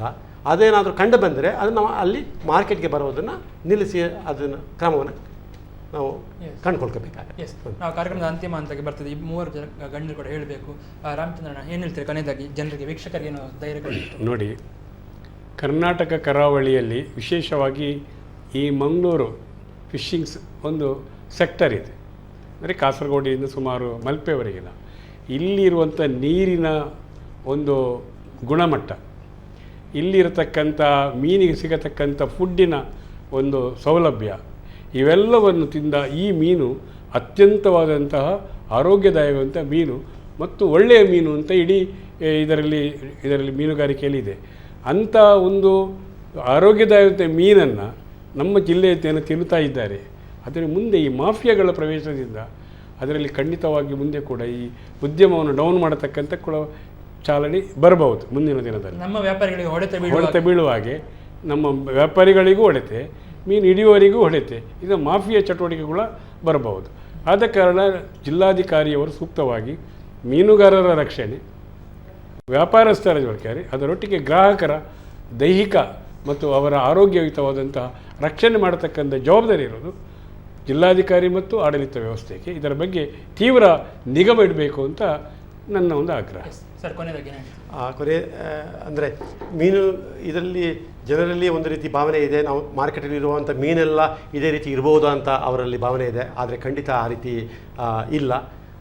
ನಾವು ಇಲ್ಲಿ ತನಕ ಪರೀಕ್ಷೆ ಮಾಡಿರೋ ಪ್ರಕಾರ ಅಲ್ಲಿ ನಮ್ಮ ಮಾರ್ಕೆಟಲ್ಲಿ ಇರುವಂಥ ಮೀನುಗಳಲ್ಲಿ ಆ ರೀತಿದ್ದು ಏನು ಕಂಡು ಬಂದಿಲ್ಲ. ಅಂದರೆ ಅದು ಸೇವನೆಗೆ ಅದು ಒಂದು ಸೂಕ್ತವಾಗಿದೆ, ಒಳ್ಳೆಯದಾಗಿದೆ, ಏನು ಆರೋಗ್ಯ ದೃಷ್ಟಿಯಲ್ಲಿ ಏನು ಪರಿಣಾಮ ಬೀರೋದಿಲ್ಲ ಅಂತ. ಅಂದರೆ ಹೊರಗಡೆಯಿಂದ ಮೀನು ಬರ್ತಾ ಇದ್ದರೆ ಅಲ್ಲಿ ಅದನ್ನು ಪರ್ಚೇಸ್ ಮಾಡೋರು ಯಾರೋ ಜನಗಳಿರ್ತಾರೆ. ಅವರು ಯಾರು, ಎಲ್ಲಿಂದ ಬರುತ್ತೆ, ಬಂದಾಗ ನಾವು ಅದನ್ನು ತಪಾಸಣೆ ಮಾಡಿ ಅದನ್ನು ಇಲ್ಲ ಅಂತ ಗೊತ್ತಾದಾಗ ಮಾತ್ರ ನಾವು ಇಲ್ಲಿ ಮಾರ್ಕೆಟ್ಗೆ ಬಿಡಬೇಕು. ಇಲ್ಲಾಂದರೆ ನಾವು ಅದನ್ನು ಇಲ್ಲಿ ಜನಗಳಿಗೆ ಸಿಗುವ ಹಾಗೆ ಮಾಡಬಾರ್ದು, ಯಾಕೆಂದರೆ ಅದಕ್ಕೆ ಆರೋಗ್ಯದ ಮೇಲೆ ಪರಿಣಾಮ ಬೀರುತ್ತೆ. ಜೊತೆಗೆ ನಮ್ಮ ಈ ಕರಾವಳಿಯಲ್ಲಿ ಈಗ ಅಲ್ಪ ಪ್ರಮಾಣದಲ್ಲಿ ಏನು ಮೀನುಗಾರಿಕೆ ಆಗ್ತಾ ಇದೆಯೋ ಆ ಮೀನು ತುಂಬ ಸೂಕ್ತ. ಅಂದರೆ ಗ್ರಾಹಕರಿಗೆ ಹೇಳೋದು ಏನಂತಂದರೆ, ನೀವು ನಂಬಿಕಸ್ಥ ಮೀನುಗಾರರಿಂದ ನೀವು ಮೀನನ್ನು ಪರ್ಚೇಸ್ ಮಾಡ್ತು ಅಂತಂದರೆ ಖಂಡಿತವಾಗಿ ಅವರು ಇಂಥ ಯಾವ ಇದಕ್ಕೂ ಕೈ ಹಾಕೋದಿಲ್ಲ. ನಿಮಗೆ ಒಳ್ಳೆ ಮೀನು ನೀವು ಸೇವನೆ ಮಾಡ್ತೀರಾ ಅಂತ ನಿಮಗೆ ಅರಿವಾಗುತ್ತೆ. ಆ ರೀತಿ ನನಗೂ ಸಹ ಅನಿಸುತ್ತೆ ಅಂತ ನಾನು ಈ ಸಮಯದಲ್ಲಿ ಹೇಳಲಿಕ್ಕೆ ಇಷ್ಟಪಡ್ತೀನಿ. ಖಂಡಿತವಾಗಿ ಇವರು ಹೇಳಿದರು, ಈ ಕರ್ನಾಟಕ ರಾಜ್ಯದಲ್ಲಿ ಯಾವುದೇ ಇಂಥ ಒಂದು ತಿನ್ನೋ ವಸ್ತು ಮೀನಿನಲ್ಲಿ ಯಾವುದೇ ರಸಾಂಶ ಇಲ್ಲ ಅಂತ ನಾವು ಇದನ್ನು ಖಂಡಿತವಾಗಿ ಮಾಧ್ಯಮ ಮುಖಾಂತರ ನಾನು ಇಲ್ಲಿದ್ದ ಜನರಿಗೆ ನಾನು ಹೇಳ್ತಾ ಇದ್ದೇನೆ. ಯಾವುದೇ ತೊಂದರೆ ಇಲ್ಲ. ಮತ್ತು ಸಾಕಿದ್ದು ಮೀನು ಮತ್ತು ಆಂಧ್ರದ್ದು ಬರುವ ಮೀನು ತಿನ್ನುವಾಗ ಸ್ವಲ್ಪ ಅದನ್ನು ಕೇರ್ಫುಲ್ ಮಾಡಬೇಕು ಅಂತ ನಾನು ಹೇಳ್ತಾ ಇದ್ದೇನೆ. ಸಾಮಾನ್ಯವಾಗಿ ಕಲಬೆರಕಿಲ್ಲದಂಥ ಯಾವುದೇ ವಸ್ತುಗಳು ಇವತ್ತಿನ ದಿನಗಳಲ್ಲಿ ಸಿಗೋದು ಕಷ್ಟ. ಪ್ರತಿಯೊಂದಕ್ಕೆ ಫ್ರೂಟ್ಸ್ ಇರ್ಬೋದು ಅಥವಾ ವೆಜಿಟೇಬಲ್ಸ್ ಇರ್ಬೋದು ಅಥವಾ ಯಾವುದೇ ವಿಷಯ ಇರ್ಬೋದು, ಕಲಬೆರಕೆ ಅಂತ ಇದ್ದಿರುತ್ತೆ. ಮೀನು ಮಾತ್ರ ಇಲ್ಲಿ ತನಕ ಯಾವುದೇ ಒಂದು ಕಲಬೆರಕೆ ಆಗದೆ ಬಂದಂಥ ಒಂದು ಸಂಗತಿ ಅಥವಾ ವಸ್ತು, ಅದನ್ನು ನಾವು ಸೇವಿಸ್ತಾ ಇದ್ದೇವೆ. ಆದರೆ ಪ್ರಶ್ನೆ ಇರೋದು ಅದರಲ್ಲಿ ಕೂಡ ಕೆಲವರು ಕೈಯಾಡಿಸಿಕೊಂಡು ಆಂಧ್ರ ತಮಿಳುನಾಡಿಂದ ಇಲ್ಲಿಗೆ ತಂದು ಅದನ್ನು ಮಾರ್ತಾ ಇದ್ದಾರಂತಾದರೆ ಅದು ರಿಸ್ಕ್. ಆದರೆ ಸಾಮಾನ್ಯ ಜನರಿಗೆ ಅದು ಕಣ್ಣಿಗೆ ಕಾಣುವುದಿಲ್ಲ. ಮಾರ್ಕೆಟ್ಗೆ ಹೋದ ಇದು ಆಂಧ್ರದ ಮೀನ ತಮಿಳುನಾಡನ್ನು ನಾವು ಕೇಳುವುದಿಲ್ಲ. ಆದರೆ ನಿಮಗೆ ನಂಬಿಕಸ್ಥರಾಗಿ ಯಾರು ಮೀನನ್ನು ಮಾರ್ತಾರೆ ಅವರ ಹತ್ರ ತೆಗೆದುಕೊಳ್ಳುವಂಥ ಒಂದು ಪ್ರಮೇಯ ಮಾಡಿ, ಯಾವುದೇ ರೀತಿಯ ರಿಸ್ಕಿಗೆ ಒಳಗೆ ಹೋಗಬೇಡಿ. ರಿಸ್ಕ್ ಉಂಟು ಅಂತಾದರೆ ಅದನ್ನು ಖರೀದಿಸದೇ ಇರುವುದೇ ಒಳ್ಳೆಯದು. ಅಥವಾ ನಂಬಿಕಸ್ಥರು ಮಾರ್ತಾ ಇದ್ದಾರೆ ಅಂತಂದರೆ ಅವ್ರ ಹತ್ರನೇ ಖರೀದಿ ಮಾಡುವ ಮೂಲಕ ನಿಮ್ಮ ಆರೋಗ್ಯವನ್ನು ಕೂಡ ಉಳಿಸಬೇಕು. ಯಾಕಂತ ಹೇಳಿದ್ರೆ ಮೀನು ಉದ್ಯಮ ಇದು ಗ್ರಾಹಕರ ಪ್ಲಸ್ ಮಾರಾಟಗಾರರ ಇಬ್ಬರು ಕೂಡ ಸಂಬಂಧ. ನಮ್ಮ ಕರಾವಳಿಯ ಮಟ್ಟಿಗೆ ದೊಡ್ಡ ಮತ್ಸ್ಯೋದ್ಯಮ, ಇದಕ್ಕೆ ಪೆಟ್ಟಾಗಬಾರ್ದು.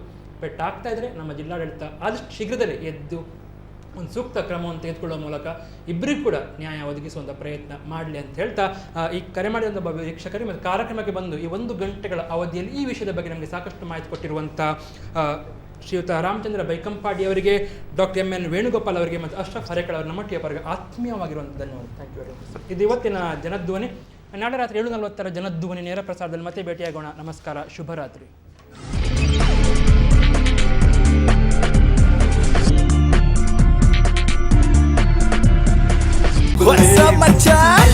ನಮ್ಮ ಟಿವಿ ಫೇಸ್ಬುಕ್ ಪೇಜ್ ನ ಲೈಕ್ ಮಾಡಿ, ಯೂಟ್ಯೂಬ್ ಚಾನೆಲ್ ನ ಸಬ್ಸ್ಕ್ರೈಬ್ ಮಾಡಿ.